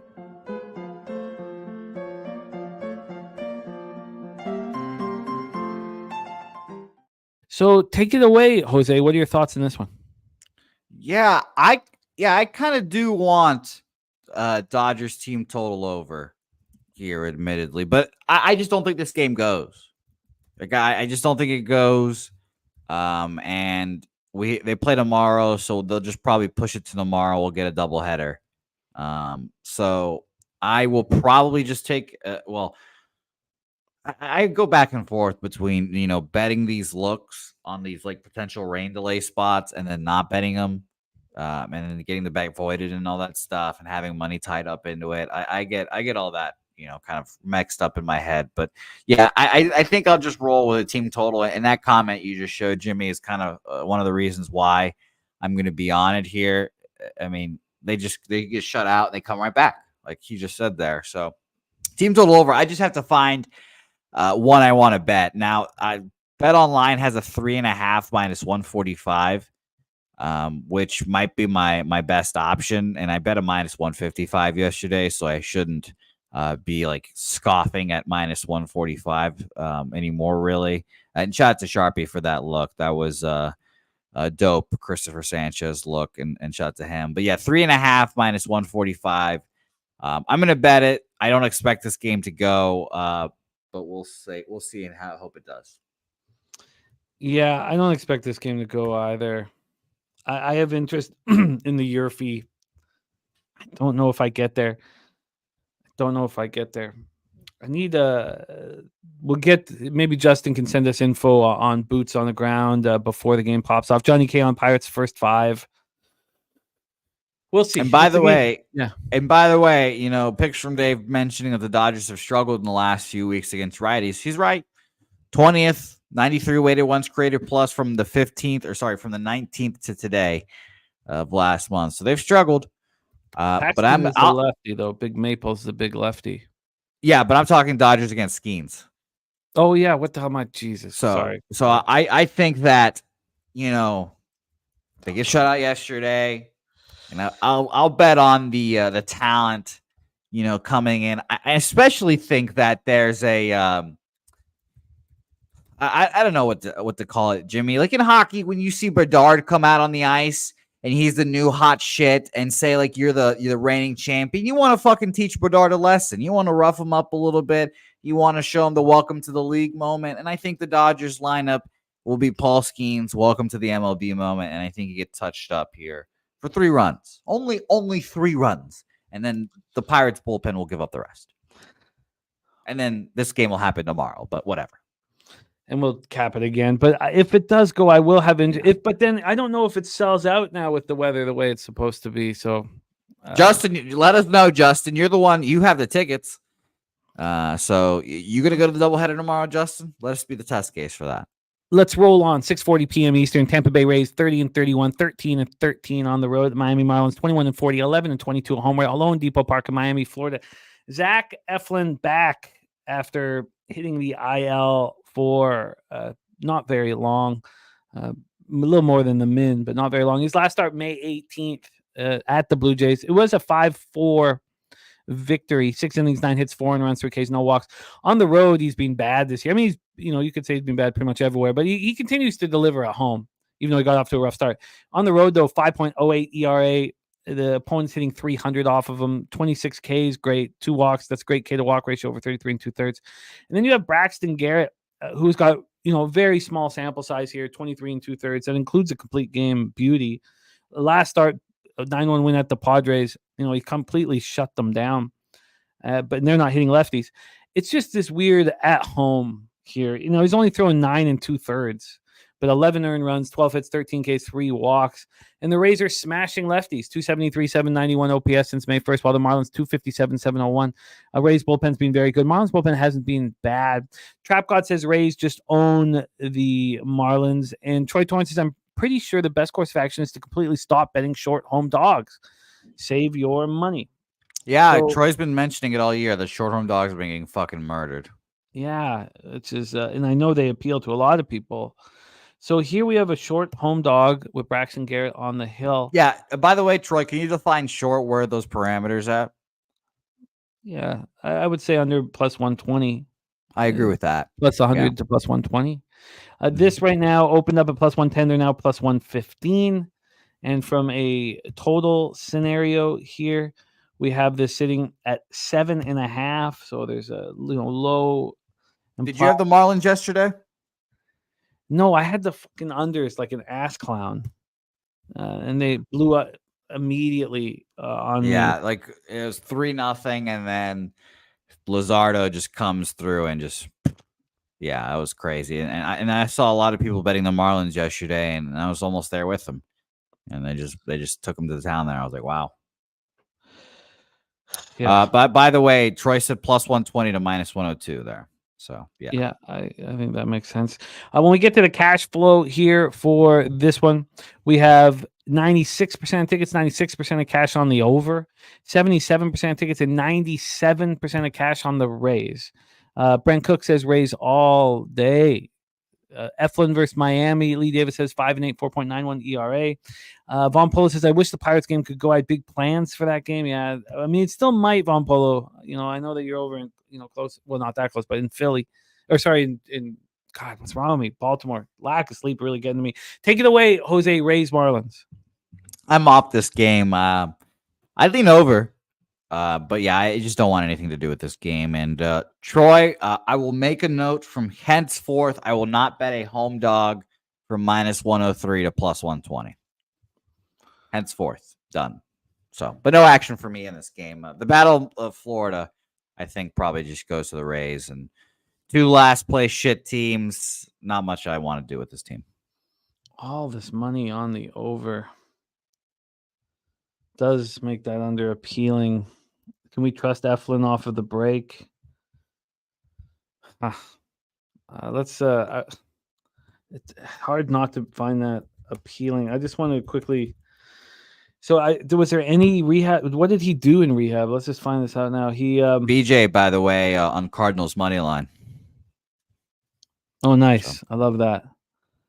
So Eflin missed just over the minimum of 50 days with lower back inflammation. Completed a 40-pitch 2-inning simulated bullpen session on Sunday. There are going to be limitations to his workload.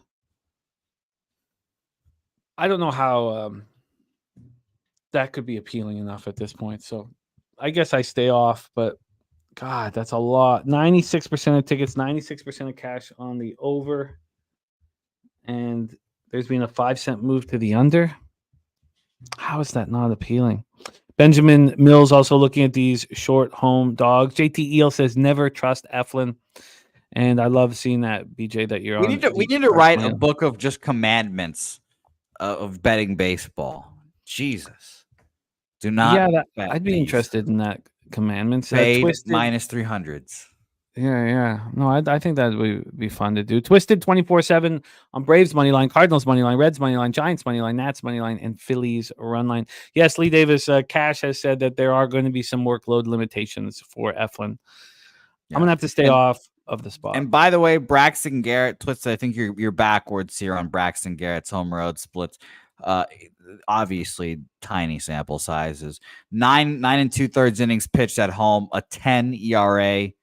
14 I innings gave all pitched. that out. I gave it 11 earned runs, 293 points by. So Twisted just backwards there on your home road splits there. Yeah, but not my. You mean his? No, just Twisted. Yeah, not you. Yeah, his because he's much worse at home than on the road. But the sample size is so small. I can't really. Yeah. Quantify that. It's just too. It's too small. I expect it to come back to norm as well. But yeah, just the notes out there, Twisted. But yeah, no, we got you. Don't worry. And Drewski saying they scored a total of 14 runs. But when I sit and stare at the ceiling until 5 a.m, thinking about what's going wrong in MLB, I do make mistakes. So keep an eye out for them. 7:05 p.m. Eastern. We have the Minnesota Twins 33-27, 17-14 on the road at the New York Yankees 43-19, 19-8 at home at Yankee Stadium in the Bronx. Chris Paddock going up against Carlos Rodon. So let's pull up the line history and the weather in the Bronx. We have 74 Fahrenheit, 11.2 miles per hour right to left across the diamond between 11.2 and 10.1 miles per hour. Let's get into the line history here for this Twinkies Yankees spot. This total is at 8.5 at Pinnacle. We see a lot of 8s. So this opened up at 8.5, 7:45 p.m. At midnight, it went to 8. And then 20 minutes later, it's right back at 8.5, where it stayed. So we've had no movement on the under at Pinnacle. 1 cent since it opened. That's it. On the money line here in New York, we have it Rodon sitting at minus 162. Now minus 160. They opened up at minus 181. 21 cent move towards these Minnesota Twins and Chris Paddock. I mean, that's hard to imagine. God, I do not trust Paddock at all. Paddock on the road's been horrific. 312 opponents batting average over 22 and a third, 6.85 ERA. I don't know how he can be trusted. And Rodon's lights out at home. Like maybe this is the sharp trap, the Rodon. No, I don't have that in front of me. Troy would let us know, but Rodon 3-0, 2.13 ERA, 189 points batting average at home. He's just pitching well. Twins are not hitting lefties, 234, 660 OPS, where the Yankees are just destroying righties. The Twins bullpen's been so bad. Didn't look that bad yesterday. I mean, this is tricky. Picks from Dave says Twins have been horrible against lefties the last 2 weeks. And Beavis Rogers picks is on the over 8.5. Drewski on the Yankees money line over 3.5 runs. And Joe T says back to the well. It's been nice, and anyone who tailed yesterday got the cash. Yankees team total over 4.5 and first 5 over 2.5. Home run for Judge from Lucky Lefty. Yankees run line again from Robert Franklin. And let's just take a look at the cash flow here. Again, 71 and 71 on the over, but 93% of the tickets and so stupid. 100% of the cash on the Yankees. So stupid. Take it away, Jose. Twinkies, Yankees. Yeah. No, I lean Twins here. I lean under, but no action. I'm one of Chris Paddock's few defenders. Again, we went through his Stuff Plus, or not Stuff Plus. I guess it was Location Plus. He was up there. He's locating the shit out of his pitches. So, yeah, that's true. Respect. I'll stay off. Rodon is also one of my guys this year. I don't know. I just think Yankees may be vulnerable, but they're just really good this year, guys. Unfortunately, I don't like saying it. I was a very big Yankees defender for a long time, and then this is just very annoying. So, and by the way, Jimmy, I don't know if you heard, but it seems like my upstairs neighbors, their dogs just going crazy right now, just running up and down, or the raccoons are just having an all-out melee. I don't know what the difference is, but I hope it's the raccoons. That's what I hope. It sounds like a war up there right now. BJ says all over the Yankees. Isaiah Scurry in the house. And Chris, no, this is a much worse spot for the Yankees than yesterday. Remember, yesterday the line moved 30 cents with them and then came back about 15 or 20 cents, right? So at least the market had still moved towards the Yankees yesterday, and it shouldn't have been broken down worse. Today, the line's gone against the Yankees by 20 cents. So this is much worse spot market-wise for the Yankees. But look, doesn't bother a lot of our cappers. BJ says money train Bronx Bombers. Paddock will get smashed. And Chris agreeing, saying Yankees are absolute monsters. So I'm not going to get involved in Twinkies, Yankees. Troy says value on the Twins. I mean, that's what the Sharps are saying. I don't want to be involved. Is there ever really value in a minus 180? Like, I mean, I guess, but it's just kind of rare, huh? I mean, the only times where I've really seen it. Oh no, I gotta plug my computer in. Shoot, how did I do that? Okay, I gotta do this quickly. And then I'll be right back. So why don't you set up Orioles, Jays? I'm very interested in it. But the only time I really saw it was when Kershaw was, by far the best pitcher in baseball about 7 years ago. And he would open about minus 190 and then he would drift to minus 270. And then he was just dominating, and the Dodgers were hitting with them. And I remember thinking, man, these minus 190s, minus 210s have a ton of value. You could go down to Vegas, put 5,000 on each game, only bet every 5 days, and be sitting there, living a nice life. But I hear you. I'll be right back. I got to plug my computer in. Jose, set us up here for Orioles Blues. Yeah. I'll be 20 seconds. Do your thing. Yeah. Hopefully you guys can hear some rustling eventually as well. By the way, stick around for my Mavericks Celtics game 1 play that I will be betting, and it'll be a fun game to watch as well. So Blue Jays, Orioles, and let's bring on Daby Cab. I think is in this game. Are you in this game, Daby? Throw your hands up if you are. Oh, he is. So let's bring on one Daby Cab onto the program. I'm Hello, just getting Daby. you back, Jose. I'm here. I'm handling business, and I saw you were by yourself, so I figured I'd pop back in. I can always talk baseball. Oh, sure. Come along here, and let's welcome old Jimmy the Bag back as well, because it seems like computer is plugged in, ready to go. So now we are fully challengers threesome up here, Jimmy. So it's going to be a fun game to cap here. Now, you guys heard me already say that there's another guy in this game that I am going to have tracked for my total base project here, and that's Adley Rutschman. And we'll start there. Adley Rutschman dominates Jose Barrios. 21 plate appearances, 12 hits, 3 home runs, 1.88877 OPS here. Jose Barrios, we've talked about Barrios many a time on this program, and one of the most frustrating caps or games, whatever, this year for us, Jimmy, and I remember you were frustrated as well, is that we talked about his underlying numbers being shitty and him coming back down to earth and him going to regress. He gave up 8 runs to the Phillies. Since then, went at Baltimore, these very same Baltimore Orioles, 7 innings, 3 hits, 2 earned runs, 2 home runs. At Baltimore, 2 home runs is kind of impressive, but he dominates the White Sox, 6 innings, 3 earned runs, not to the tune he wants to, but that's a good start. 7 innings, 2 earned runs against Detroit Tigers, and then 7 innings, 1 earned run against Pittsburgh. Those last 3 starts, they're good, but it's not like he's facing the Orioles here. Now we'll give him credit for that first start, but I think Barrios is in for a rude awakening here today. Now, Jimmy mentioned as well his home road splits being phenomenal this year. Home, 33 innings pitched, a 1.6 ERA at home. Road, a 40 innings pitched, a 3.76 on the road. So obviously much better on the road versus one of my favorite pitchers this year. And it's not like I've bet him. I just like Albert Suarez because he was in Venezuela. He's grinded his way back, and he's just really good this year. Now, he started for a few starts back-to-back. Gray ones, had a rocky one against Oakland. They threw him in the bullpen for a little bit, and he didn't give up a run for basically a month in the bullpen, and then they needed some starter help. So they've thrown him back in the rotation. 4 innings shutout against the White Sox, and then 5 innings, 1 earned run against the Rays. Back-to-back starts here. And we've talked about how bad this Blue Jays offense is. I truly have a vividness bias of thinking this offense is formidable, and it's just not. It's just not. And I do like the Orioles here. I was back and forth. I have not moved on it yet, but Orioles team total over 3.5 and Orioles money line both interest me very much. I do think Barrios is going to come back down to earth. And if I was a Toronto Blue Jays staffer who is probably going to get fired very soon, Jose Barrios is at the top of, I must trade this guy during this deadline. He has to not be on my roster after the trade deadline because I think he's going to turn back into a pumpkin later into the season. So we'll see how it goes. Daby, we'll start with you. Thoughts on Orioles, Blue Jays here? Man, I see the chat, and it seems like I'm seeing all Orioles. I hear you saying Orioles.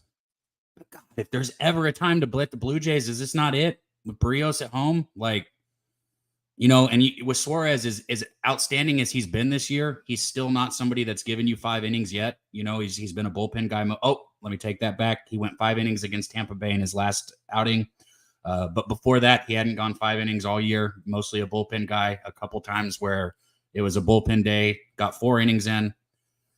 I just haven't seen enough of him, and I have seen enough of Barrios this year. I like the Blue Jays here, man. If I was betting this game, I think I'd take the Blue Jays. But the easier bet might just be the first 5 under. I see a lot of that rolling in the chat also. I'd like to hear the money on it. I don't have a bet here. I have 2 more bets. I just saw that you were by yourself and figured I'd come up and help because I can always talk baseball. All right. Well, beautiful. Thank you for your notes there, Daby. We'll see you in your next game here very shortly. Jimmy, thoughts on Blue Jays Orioles? You're muted, unfortunately, currently. Thank you. Make sure I got the right audio on. I do. think you do. It's very offensive weather. First off, very offensive weather. It's going to help, but I'm surprised 98% of tickets, 90% cash on the over. It does surprise me when you see what Suarez has done and what Barrios has done. It surprises me. Barrios looked great. He's got the consecutive home starts. He looked great in his last start. Bojack says the question is, when are the Jays going to fire this Pee Wee manager and John Schneider? John Schneider will be fired before the All-Star break, but it's not really his fault. You can only he's not being good, but you can only manage the players that are in front of you. So it's Atkins and Shapiro that need to be fired. I don't understand why they Shapiro. Was that the Shapiro from the Cleveland then I-words from Moneyball fame? Yeah. That's funny. And so, this is just how do you not pay attention to this huge move to the Orioles? I don't see how it's not a focal point. It's got to be. Yeah. So I will be on the Orioles here. I'm going to be laying more juice, unfortunately, with these really good teams and their team totals. If they're 3.5, I kind of feel like I'm obligated to bet them always. I'm not going to lie. Dodgers was minus 145. This one's minus 128. Orioles team total over 3.5. That's so small. Yeah. And I'm also going to take the money line as well at plus 105. John Chow looking at the year fee today. And again, I fucking hate doubling up on games. It makes me feel so stupid going 0-2 on a game. But I just think these double up and money line spots are good for us today, and let's fucking hopefully ride on them. Yeah, I'm going to be off of this spot. Picks from Dave says Blues had years when the Yankees, Red Sox were average. Average. They were last two in the division last year. They were the worst two teams in the division last year. So they had a chance to create a shift in power. Now it's gone sad. Yeah, we had a good baseball team here. Yep. And Steven, by the way, I am on Dodgers team total over 3.5 minus 145, but obviously we're dubious on if that game goes. Let's roll on to the next spot on board. I'm off that spot. 8:05 p.m. Eastern. Chicago White Sox 15-46, 5-25 on the road. Chicago Cubs 30-31, 17-13 at home. We're at Wrigley Field in Chicago, Illinois. You deserved more money for your action yesterday. First 5 cash for you, team total cash for you. It's too bad that the full game did not. We have 71 Fahrenheit, 5.8 miles per hour out to right field at Wrigley. It's nice weather this evening. Then for the line history here in this one, we have a 9.5. This opened up at 9 and went to 8.5. So it opens up at 9, 7:06 a.m., moves to 8.5, and it stays there for 2.5 hours. Then it moves to 9, goes up 9.5, back to 9, and now it's at 9.5. So that kind of market move makes me uncomfortable. Obviously, the action and gamblers that they respect were moving on the under initially before they started moving this towards the over. So that it makes me uncomfortable. It makes me feel like the books didn't really know what the hell was going on in this one. We get to the money line here. Tyon is at minus 192, opened up at minus 175 for Tyon. And Leonard Porsche says, red flag. DK just dropped a K-prop boost for Skeens over 6.5 and Schwellenbach over 4.5. Says, don't back either of them. And Rodney Barton giving a shout out to Connor Norby, who had a great game last night. First hit was a homer. What a... Just bring in one white guy. Here's another really good white guy. It's the Baltimore Orioles story. They're fucking great. Shout out to the Orioles, man. Wine Time says market is screaming at me to take the White Sox at that price. It's interesting because I see this as a very clear move. Now, I guess you're right. I guess Wine Time, there was no move. There was no move until the public got in 15 minutes ago. Or sorry, 20, 25 minutes ago. There was no move towards them.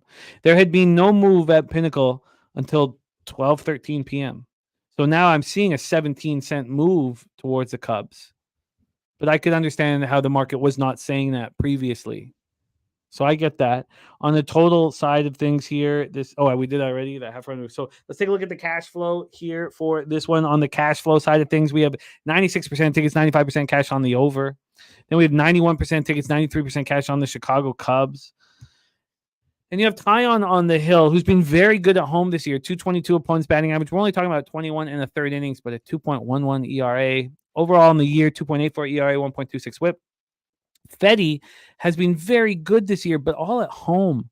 On the road, over 30 and a third, he's not been very good. K to walk ratio, 30 Ks and 15 walks. To give you an idea, at home, that's 36 Ks and 7 walks. He's a 264 opponents batting average. On the road, 5.74 ERA. And the Cubs aren't hitting righties, either are the White Sox, and the bullpens are bad. Kong Slips has Orioles to win the World Series at 15-1. That's a nice price. That's awesome price. Troy Torrance looking at Cubs and Phillies moneyline parlay here. See, now it's so funny how things changed. Until the 17-cent move, White Sox looked live. Now this move that happens 20 minutes ago makes me think that the Cubs are probably going to take care of business yet again here with Tyon on the mound. Take it away for us, Jose. White Sox Cubs. Yeah, I didn't have any action interest in this game. You mentioned the market's kind of thrown me for a loop in this game as well. Fetty's been great. And I also doubt he's on the White Sox at the trade deadline or after the trade deadline. I'm actually curious to see what his contract is for other teams. But yeah, I just didn't want to get there. And by the way, he has a 2-year deal, 7.5 this year, 7.5 next year. So yeah, someone's going to be trading for Eric Fetty in the future. But I just don't want to back him here. I think he has a good start, but I just can't trust the White Sox to come through for me.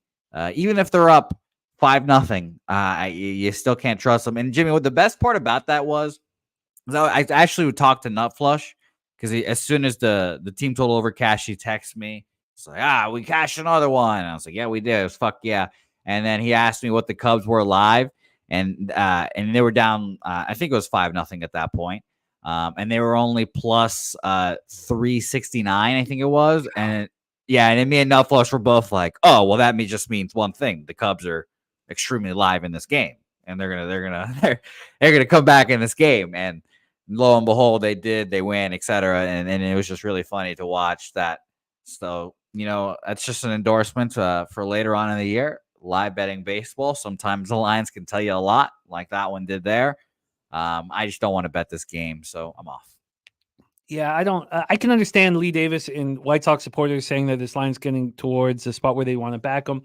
I can also understand saying the 31 and the third road innings is not a big enough sample size when we've seen Fetty pitch so well at home. Why would he be pitching so well at home? This is his first year with the White Sox. And if there is going to be a road start that is essentially a home start, it's obviously going to be this one. Maybe it's one of those things where he likes to kiss his family and his babies before he likes to go to the ballpark, likes to sleep in his own bed. He did that today. Yeah, I'm okay after yesterday, kind of keeping things tight because I want to move on this game. Let's roll. 8:05 p.m. Eastern. Detroit Tigers 31-30, 17-15 on the road at the Texas Rangers. 29-32, 14-15 at home at Globe Life Field, Arlington, Texas. I mean, it's dumb hot there, right? We don't need to worry about. I guess I'll take a look. If it's over 80. It's yeah, no. 80. So I'm going to sweat my dick off later today. 102, 103. So I don't care how good Jose Urena has been at home. I don't believe it. It's 20 innings, 3 earned runs, 14K, 6 walks, 174 opponents batting average. He's going to fall apart here. We know who Urena is. Let's bring on our special guest, back-to-back spots for our guest here on Wednesdays, Thursdays, and Fridays. Coming to us from Dallas, Texas. Please welcome Daby Cab back in business. Daby Cab, how are you, my man? Oh, man, I'm good, guys. I said it earlier, back in the green, this is the time of year where it's time to lock the fuck in because we got 2 weeks left and then it's only baseball. It's time right now. We got to lock in. It's time to make moves and make things happen. We do. And you've got back-to-back spots here with Maeda and Urena. This total has gone to 8.5. And, that's a surprise. It opened up at 9. You would look at these two gas cans and think they're going to get touched. And it's moved to 8.5. So we have, a real move to the under when you know that it would take. It's hard to believe that people would be moving on the under. This line for Urena's minus 130, opened up minus 126. So we have 4 cents of movement towards the Texas Rangers. When we get to the cash flow for this one, we have 69% of the tickets, 76% cash on the Rangers. Line's not really moving there. This is the interesting spot. There's huge bets coming in on this under. 14% of tickets and 60% of cash on the under. Absolutely, absolutely wild here. So Maeda looked horrible in this first start off the DL. 7-3 loss at the Red Sox, 4 2/3, 5 earned runs. He's been horrific this year. 6.25 ERA, 1.41 WHIP. Tigers keep throwing him out there. On the road, Kenta Maeda is throwing 15 innings. So I don't want to get too caught up in it with the small sample size. In those 15 innings, 23 hits, 18 earned runs, 5 jacks, 343 opponent's batting average. And still, I think Urena is the one that's more vulnerable. And that, statistically is not proven. I mean, obviously, statistically, Maeda looks the most vulnerable. So Urena's been great at home. Now, the Tigers hit harder than the Rangers. 247, 731 OPS versus righties since May 1st. The Rangers just not hitting, but that could change. And these bullpens have been atrocious since May 1st. 2 of the worst 3 bullpens in the league. Tigers bullpen 5.19 ERA, 1.39 WHIP. Rangers bullpen 5.30 ERA, 1.48 WHIP. Take it away for us, Daby Cab, Tigers, Rangers. All right. So a lot of you here know that baseball's been my entire life. Like, I think I've played and spent more time in baseball than I've spent sleeping. Like, genuinely, that's baseball has been everything. When I get off with you, I've got a lesson at 2, 3, 4, 5, and then another one at 6 pitching lessons that I'm going to go. Well, one of them's hitting. Baseball is all I do. It's all I do every day. And I have not seen a worse approach at the plate from a team than what I saw from the Rangers yesterday. That was the hardest baseball game to watch. And I watch a lot of baseball that I've watched in years. I counted it. 5 hitters in a row, watched a fastball for a strike on the first pitch, and then swung at a slider out of the zone on the second pitch. And I wanted to just, because I had the over. So good job catching that under on that first 5, Jimmy. I had the over, and I just wanted to fucking break something or kill someone, because it was every time. Fastball on the inside part of the plate, we're going to take it. We're going to get down 0-1. Slider on the outside, we're going to swing, and now we're down 0-2, and the at-bat's already basically over. It was disgusting. The Rangers' approach is broken right now, and Bochy is a manager who usually is all flowers and sunshine. He's real positive. He wasn't super negative, but for the first time, I heard him complaining about his hitter's approach at the plate yesterday, and that's because it was the worst that I've seen in a long time. That being said, there are 2 people that I trust on the Rangers to hit the baseball. Marcus Semien and Corey Seager. That's it. Those are the 2. Okay. Seager, he was down around 200 on the season earlier when we were betting him on here on the show. I don't know if you guys remember that.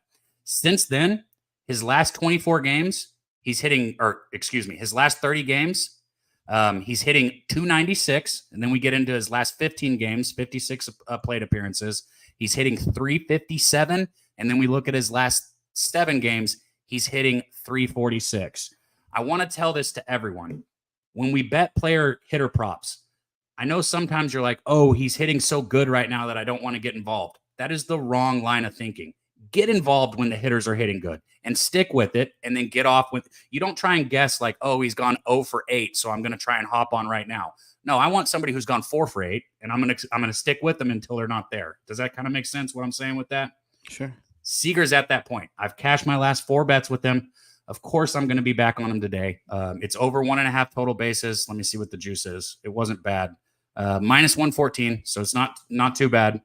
But yeah, I don't see any reason why this doesn't keep cashing. And even if it doesn't cash today, the right situation tomorrow, it will. The next day, it's going to cash more than it doesn't when the hitter's hot like this. Yeah, I get it. I completely get it. And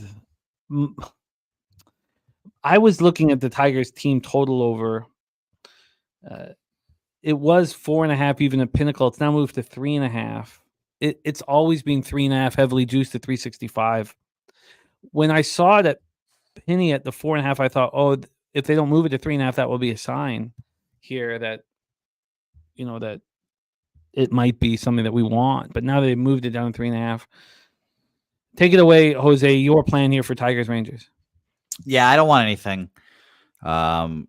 I think that obviously your base props definitely live because Kenta Maeda sucks balls. KBO Kenta. But I did just look at who was it that said that? Jerry Davis, Jimmy? Jose Barrios. This is crazy. Only 15 starts. His team has only lost twice against the Orioles. That is crazy. With the Blue Jays, he only lost once. He's 6-1 as a team against them. That's nuts. But yeah, I'm still on those bets. Obviously, I still think he gets touched up, but that is nuts. But I don't want anything in this game. I think both these pitchers are subpar. But Jimmy, this is the classic. The public sees both these pitchers, their high ERAs, and then you take the under. So I'll leave that. I'll leave everyone with that. I don't want to move on this game though, so I'm off. Yeah, is FIP 5.84, XFIP 4.80. Kenta Maeda I'm talking about. And Cab Debo's backpack wants to know who the best team in baseball is in your opinion.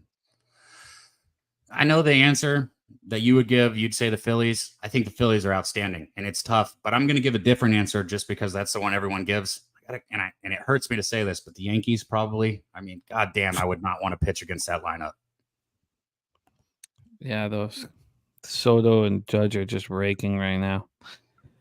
And their pitching staff has been outstanding too. They're first in earned run average. They're first in opponents' batting average against. They're second. They're second in walks, hits per inning. I mean, just goddamn across the board. Home runs they're first, runs they're fourth, on base percentage they're first, batting average they're fourth. I mean, this team. It's almost like someone on this channel on this screen right now said those teams would make the World Series this year. Oh, you say Yankees, Phillies? Okay, there you go. Good job, Jose. Thanks. I knew you said if I would have bet the Yankees to win the World Series, though, I would have to donate all that money to charity, though. So, no thanks. No. Yeah, Seager over 1.5 bases. I guess I shouldn't move on this Tigers team total over if the line market's moving so quickly towards the under.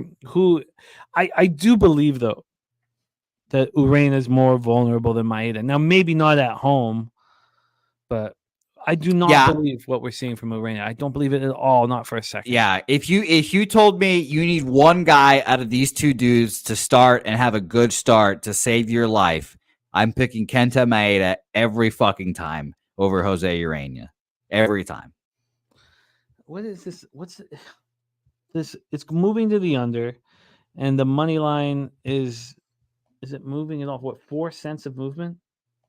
I mean, is it hinting that Maeda might have a good start here? Not that I would bet that, but could I still move on the Tigers team total over? I don't know. And right now I need a winning day, and I've doubled up on that Cardinals game. Then I have the Giants game. And so I'm very interested, if I'm up at that point. I don't think I need to reach here. I just need to win so badly. Troy says I've watched. Say what? Grab you some of Yordan, man. I'm telling you, he's the best hitter in baseball right now. He's tearing the cover off of it. And we also know how Jimmy operates as well. See, if he goes in a great world, Jimmy goes 4-0 on those early bets. That's it. No more bets added. We're Smart. good. That's it. Good. Nothing for us, but I'm very interested in the Tigers team total over at this point. So let's roll on. Cab has moved on Seager over 1.5 bases. Jose and I have not moved on anything. Final best bet for Daby Cab comes in the next spot, 9:38 p.m. Eastern. San Diego Padres 32-32, 19-13 on the road. Much better road team than home team. At the Angels 23-38, 9-21 at home. Sandoval pitched great yesterday. I don't know why I wasn't on the team total under. I was so fucking pissed off I didn't take the under yesterday because I said on Monday, I think it was, that the Padres are getting dominated by every lefty. I bet the under with Anderson, and I didn't bet it again with fucking Sandoval. It was so annoying. Well, I thought I was on the Angels first 5, and that pushed, but of course they cashed the whole game. Oh, don't smash something. Let's talk about Cease and Soriano here. You guys know that I'm very high on Jose Soriano. He's had back-to-back poor games where he's allowed 4 earned runs, and he's been horrific at home. I hope Wine Time's in the chat here. I'd love to hear his plan for the Angels here. At home, he's been so bad. 250 opponents batting average, 6.75 ERA. But I love his stuff. And Dylan Cease has been the opposite, or the same. Sorry, he's been bad at home and good on the road, and he's not been very good for 4 starts in a row now for Cease. Twisted 24/7 said Cease will deal today. 5 1/3, 5 hits, 3 earned runs, and 11-8 win at the Royals last out. So it's not that he's not been good for 4 starts in a row. Could he be dealing with some arm fatigue for Cease? You know, he was trying so hard to deliver once he got traded. Padres versus righties, 277, 752 OPS since May 1st. They're smashing them. We know the Angels can't hit versus righties. Both bullpens have been quite good since May 1st. So let's take a look at the weather here in Anaheim. 69 Fahrenheit, 9 miles per hour out. Dies down to 7.3. It was offensive weather yesterday. It didn't seem to matter. Let's get into the line history and the cash flow then, and hear Daby Cab's best bet. We have the Angels and Soriano at plus 144. They opened up at plus 130. There's been a 15-cent move towards the San Diego Padres, and there had been a bigger one. This has come back 4 cents. So a real legit move towards the Padres. It was inching in their direction throughout, but then there was the big move, I guess a somewhat big move around 10:30 this morning. It just kind of kept moving. So 15 cents of movement towards the Padres. And on the total, we're sitting at an 8 with minus 102 to the under. This opened up at 7.5 and moved 8. Opened up at 7.5, 7:49 p.m. last night at Pinnacle, and then moved up to 8 at 9:41 this morning. When you get to the cash flow for this one, we have 99% of the tickets in cash on the over. It's moved up a half run. 63% of tickets and 93% cash on the Padres, which clearly feels like sharp action. Wine Time says, I was at the game last night and back to Halos. Great-ass baseball game to be at. I can't bet them again today, but I'm leaning towards the under in this spot. Morgan Spooner says Cease normally had to follow Darvish in the rotation. I would imagine that the batter's perspective, it makes Cease stuff look a lot less scary. That's an interesting look. Chip Plyler says, I got Padres money line and 2 parlays today. D-Rock on Cease for the win. Drewski on the Nerfy and the Padres. And again, a sick one on the Padres today. Daby Cab, take it away. Padres, Angels, best bet time. If Dylan Cease doesn't get right today, then something is wrong. I'll say that right now. Because like you said, his last 4 starts, he struggled. I'm giving him the benefit of the doubt, though, on the last 2. He went through 5 innings, gave up 3 runs against Kansas City. They're hitting the ball well, especially right now. And that was May 31st, so it's within that run. And then I'm going to give him the benefit of the doubt against the Yankees, where he gave up 4 runs. Atlanta and Colorado, even Atlanta, that's the Braves right there. If he doesn't get right today, something's wrong. But I'm getting on him today. I'm getting on the Padres today. I think he gets right here. I trust the Padres to at least do something offensively, as they do have the best batting average in baseball, thanks to, Luis Arias hitting 700. The rest of them suck. But no, they do have the best batting average in baseball, and they've only put up 3 runs in the last 2 games. So I think they're due to break out a little bit here in this spot. And I think Dylan Cease, he knows that today's important. After 4 rough starts, he's 100% locked today. So if he doesn't come out and pitch well, I won't be backing him again. But I think that he does, Jimmy. I think today Cease gets right. I think the Padres are going to break out a little bit and put up some runs. I lost sleep over it. Was I going to take the Padres team total? Was I going to take the Padres first 5 run line because I'm not laying the 140? Or was I going to take Luis Arias over 1.5 bases, because that's been cashing for me also? I'm going to take the Padres first 5 run line here because I'm backing Cease. And I might add Luis Arias over 1.5 bases. I just have not got there yet. Padres first 5. No, fuck you, Jose. Padres first 5 minus a half. I mean, you gave us like 6 there. I mean, I was trying to decipher, but the one at the end is the one that matters, I guess. Padres first 5 minus a half. What was the juice on that? I got minus 106, but I got on it earlier. It looks like it's moved quite a bit since then. But tweeted it out? I did, yeah. I tweeted it out this morning. Wine Time liking the breakdown. Let's hear what Jose has to say. Yeah, I like the under in this game. I haven't moved on it. I don't think I am. Just being a little safe, I guess. I recently told myself I'm not going to bet first 5 totals anymore. I've been getting dominated on them recently. So I just stick to a full game under here or nothing. So I decided nothing. Padres first 5 minus a half at minus 106. Jerry Davis on Padres run line today. Get a right-handed pitcher. They can't hit lefties. No, they cannot. Look, That's also another reason why I didn't either. The back-to-back lefties, they're gonna break out against somebody, hopefully. So yeah. Shout out to D-Mall in the house. I'm going to not move on this. I don't. If you've timed this right with Dylan Cease, I'll be impressed, because you were talking about from a hitting prop aspect. If this was Cease struggling for 4 games in a row hitting, you wouldn't be backing him. Right. It's the exact opposite. That's a very good thing to know. And I meant to say that when I talked about the hitter prop. Yeah, but I mean, you are a pitcher and you think that Cease will deliver here. And you gave him the benefit of the doubt in a couple starts, so you've explained why you're on it. There's Preston Ekdahl joining us right now. That Zhang fight was incredible, Preston. And we have more boxing action that is on our YouTube page right now. Preston's been just crushing right now, so check it out. That is on our homepage. We have both our boxing, Talking Hands, as well as our new UFC show, the Locker Room Talk podcast. And no, Chip, Padres is not his best bet, but he only comes on for best bets. So he's given out 3 bets. Is there any of them that you like better than another at this point? Or are they your 3 best bets? I mean, I'll say it again. Alvarez is hitting almost 500 in the past 7 games. I think his total base prop against Michaelis is a bet that even if he wasn't hitting this well, I would take him against Michaelis, because I think that's a matchup that plays out well in my head. You mean Alvarez? I think you said Arise. Did I say Alvarez? I meant Alvarez. Thank you. Yeah. I meant Alvarez. Alvarez, because I think the matchup plays well with him and Michaelis. So if I had to pick one, I would be that. It'd be Yordan Alvarez over. Sick One says Angels content after yesterday's first home series win and back-to-back. Padres might be sweaty, though. Joe Yerk says Cease could struggle and Padres could still win full game in first 5. That's true as well. By the way, Alex Bregman scratched, hit by a pitch last night, so wrist flamed up or something like that. So. I love what Joe just said there, though, wow, that he could struggle, and he's saying that because of how they hit righties, and you love that, because when you're looking at a matchup and you're like, hey, if my pitcher gives up 2 runs, I lose. That's a tough situation to be in. Wow, I love hearing that Bregman's not in the lineup. That's very helpful. Very, very helpful.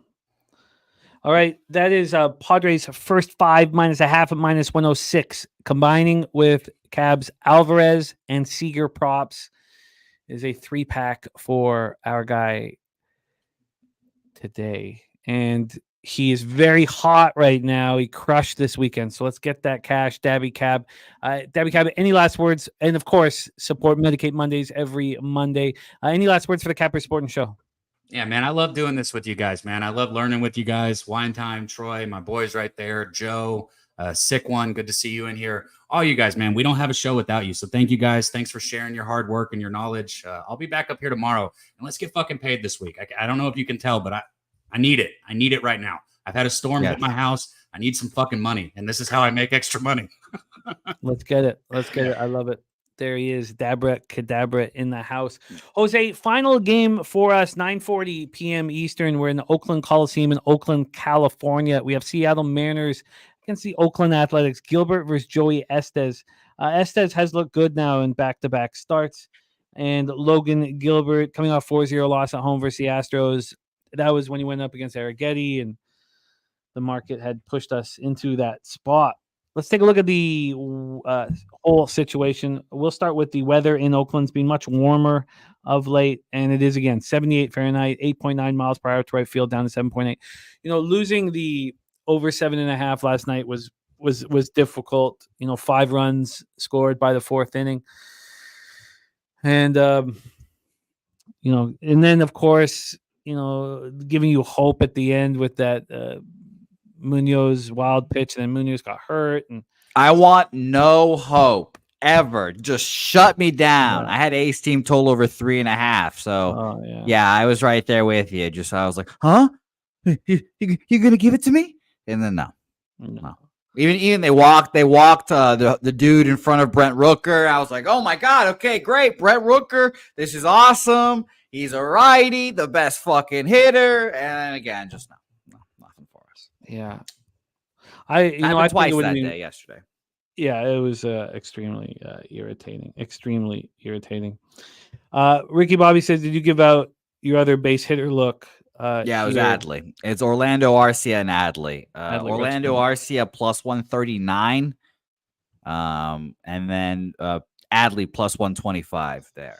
I hate how my fucking books, at least 2 bases. I hate that. Just give me 1.5 over 1.5. Just make my fucking life easier. That's so stupid.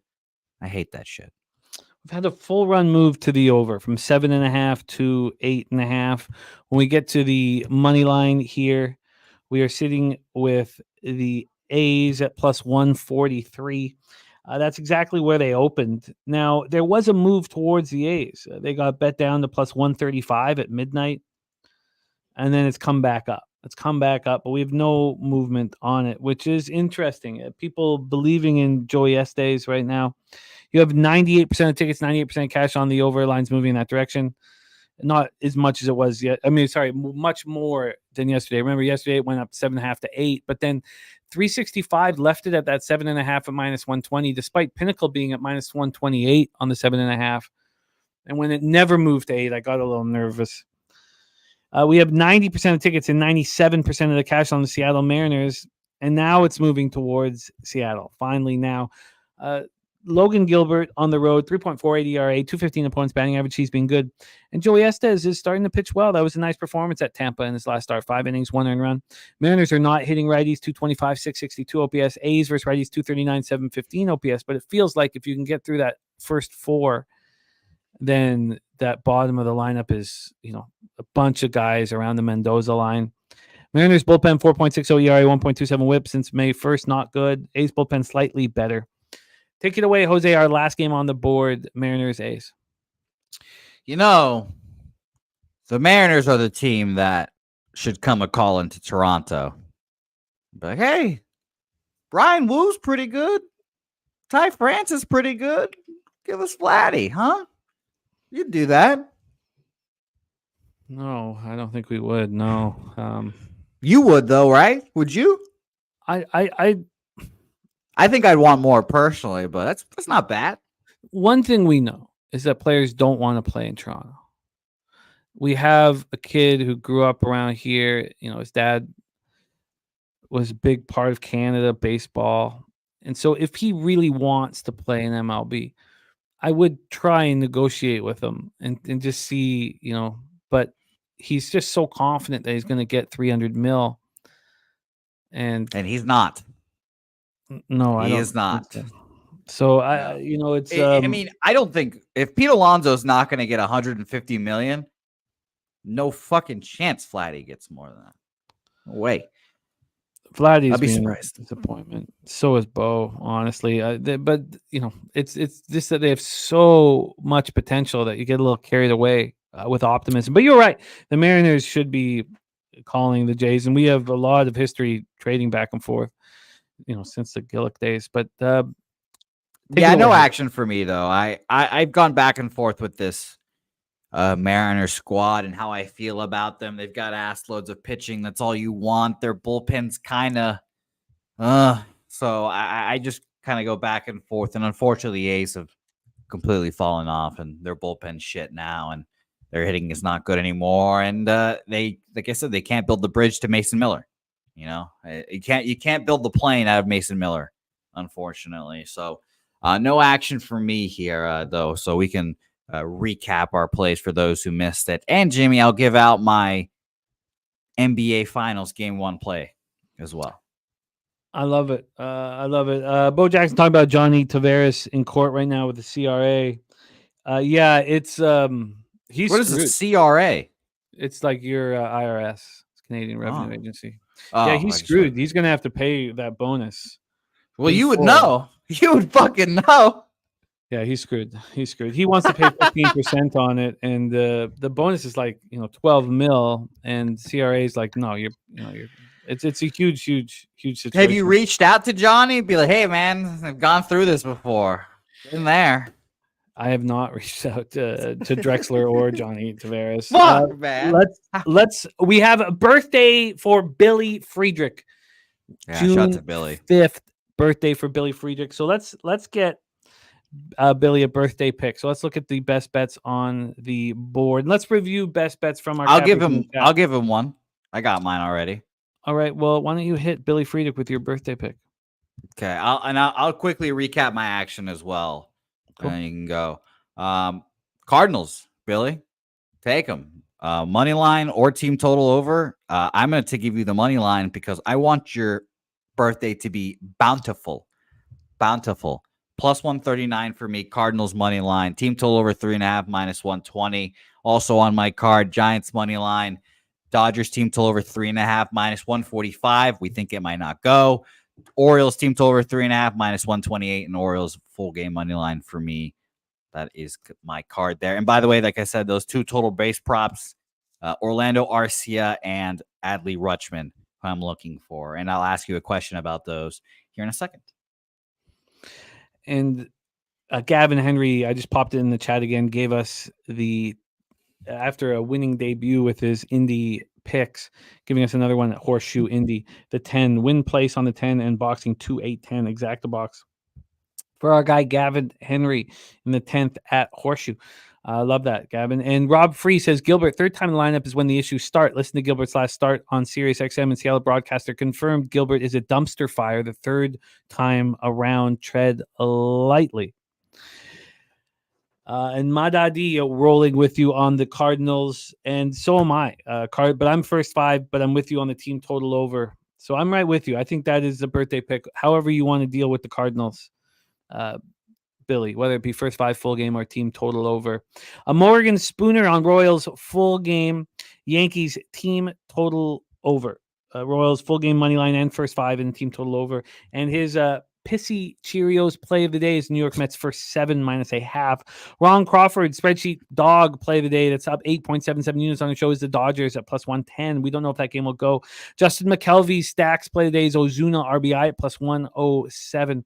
And Gerald Jones winning night best bet is St. Louis Houston over 8.5. Jay Smooth is on Skeens under 6.5 strikeouts and the Dodgers run line at plus 299. And Trap God on the over 5.5 in the Mavs Celtics series over 5.5. Hunter Engelhardt, Dodgers first half money line. Baltimore first half money line and first half under. Atlanta first half money line. Atlanta first 5 team total over 2.5. Tampa Bay first 5 team total over 2.5. And Tampa Bay first half money line. And Tampa Bay Miami first 5 over 4. And a Fap win in the house. He is on Seattle on the run line with Gilbert on the bump. So we have Hunter Engelhardt also took Schwellenbach over 4.5 Ks at plus 105. So I'm on Cardinals first 5 and the team total over. Then I'm on the Giants. We stayed off Reds, Rockies. I want to see how I do on the afternoon action because I don't have a ton of action left. For me, I'm interested in the Dodgers Pirates Yurfie. If I think that one's going to go, I'm interested in that. And then the Tigers team total over, I'm interested in.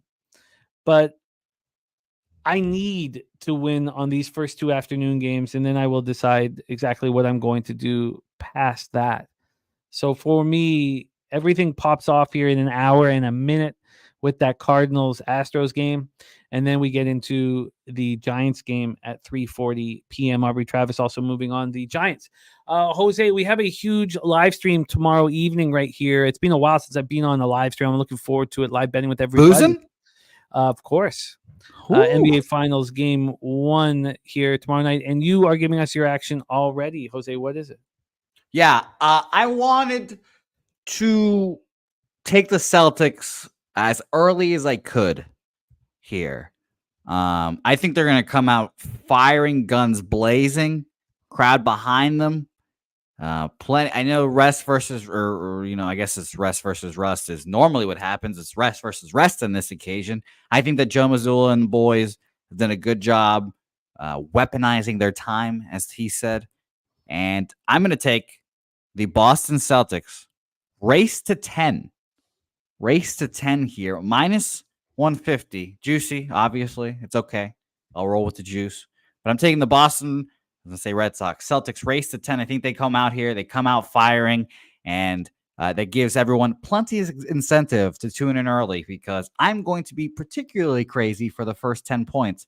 I think it's going to be a pop, pop, pop, pop, pop. A quick 10-0 run like the Celtics usually do, and it'll be great. And then they'll give it up midway through the first quarter. Celtics will lead by like 3 at the end of the first quarter, and then they'll just keep having that ass whooping, handing it out. 4 games. Can't wait. It's going to be a lot of fun.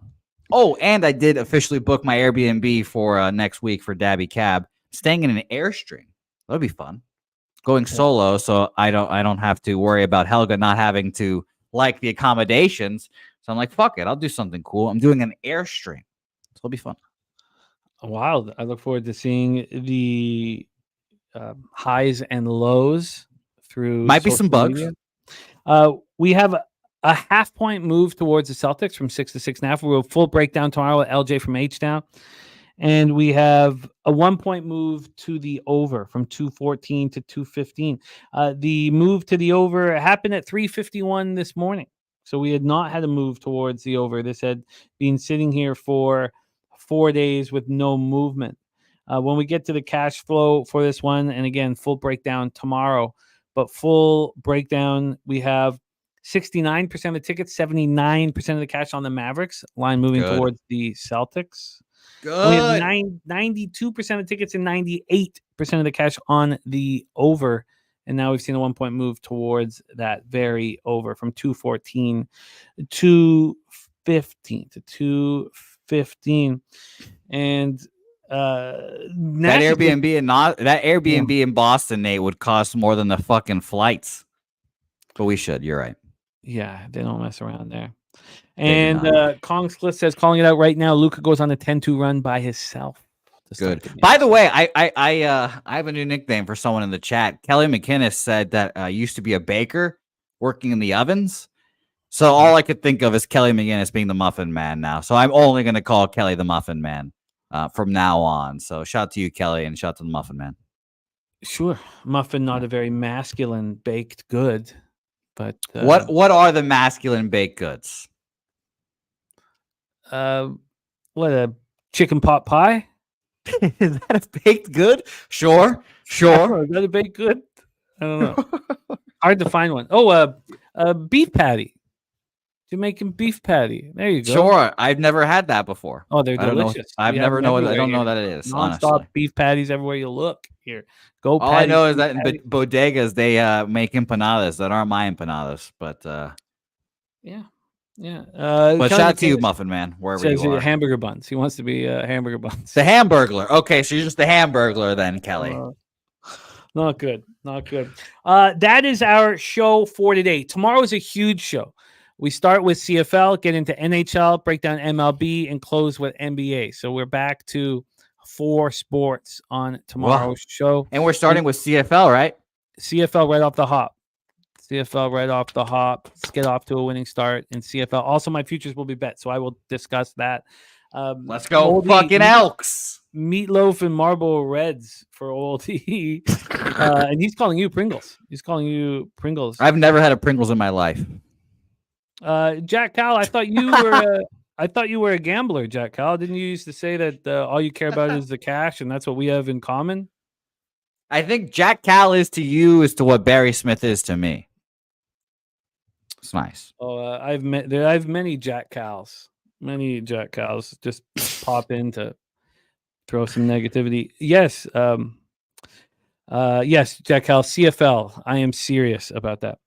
Jason Work says you busting out the Argonauts gear tomorrow. I'm a Lions fan. I'm from. I was about to say, Jason, come on, you can't wear Argos gear and be proud anymore with their alleged rapist quarterback, Chad Kelly. No, he's not an alleged rapist. That's not what happened there. Now, what happened? Well, he had some. He made her uncomfortable. Okay. I apologize to the Kelly estate. Yeah, there was no. He's just suspended for half the year for alleged things. Whatever. it's and Barry Smith says he's your friend for life. Of course, yeah. I mean, I'm great friends with Barry. He talks shit about my record all the time, constantly, but I can't say it's not earned. Yeah, I respect Barry. He's here every day. He hits the like button. I'm sure he's not a member yet. I'd like him a little more if he was a member. Sure. Sure. No, that's valid. But, yeah. And shout out to Frank Taco, by the way. Best bet, Aces. Aces -9, a big move for our guy Frank. And Kong Slip says you do look like the Pringles guy. Do I? I have no idea. I don't know. Now we have to do the research. The Pringle guy is, what the guy looks like. All right, we have afternoon action popping off right now. We are in business. So for those of you who have moved, it hasn't started. Why not? Fuck, I guess I am the Pringles guy, huh? That's not good. Look like you.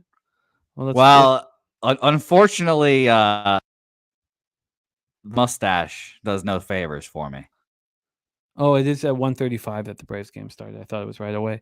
Can you pop him up so we can get a good look at this guy? Yeah. Let me get a full. I have to re-download the fucking thing, but yes, give me 2 seconds here, and I'll do it. The Pringles man has a rather thick mustache, and truthfully, I've been considering shaving my own recently, but now that I've been given the nickname Pringles, I don't think I can. I mean, this is too good of a mustache to deny at this point. So here there we are. Fucking finally found him. Yeah. The Pringles man in all of his glory here. Kind of look like the one on the left, unfortunately. Yeah. Kind of look like the one on the left. Wow. You guys nailed that. Looks exactly like him. Who would have thought? Maybe I could be a spokesperson for Pringles. I'm going to be the reason why Pringles goes off in Venezuela. Yeah, I like Pringles. That looks exactly like me and Tupa Chica Marcano here. Poor guy. He needs some cash, 4.9%. Now he's not going to be a baseball player for the rest of his life. Well, he's going to be in Venezuela. Are you kidding me? That guy's just going to go straight to Venezuela, and he's going to play in the Winter League, and I can't wait to bet on him. All right, I got to let you guys out. Because I need to cash this Cardinals game immediately. Shout out to all the cappers in the chat: Kelly McInnes, Justin McKelvey, Lee Davis, Old E, Mohammed Akbar, Morgan Spooner, Jack Cal, Barry Smith, Sick One, AOD, Frank Ritako, Jason Work. Thank you guys, all of you. Kongs, Clips, Joe Yurkovich, Doug, Nasty, Nate. Thank you guys. It's important. This is very, very Aubrey, Travis, Rob Free, Jeffrey Moore. It's crucial that we deliver here today, and it all pops off in 52 minutes for me. Billy Friedrich, happy birthday. Happy birthday. Thank you for all that you do for us, man. We love capping with you, and big summer ahead of us. But it has to start right now with glory. So, Jose, we need to get that cash. Your call on the White Sox was spectacular. You deserved better, but still you got that cash. Thank you, Jack Out. Thank you, Joseph Alvarado, Benjamin Mills. All of you guys, let's get that cash. Stakes are high. These afternoon games mean a lot to me, and let's get it. Jeffrey Moore says no one is on the Braves. Yes, Hunter Engelhart, Atlanta first half, Atlanta first 5 team total over. Hunter Engelhart is also on Schwellenbach over strikeouts. So, yes, he is. Barry Smith, I'm on the Cardinals first 5 and the Cardinals team total over 3.5. Jose's on the Cardinals team total over 3.5 and full game. And Mohammed Akbar says taking the Braves first 5. So let's get this cash. Let's get this cash right off the hop here. Afternoon baseball action. Leche en los bookmakers.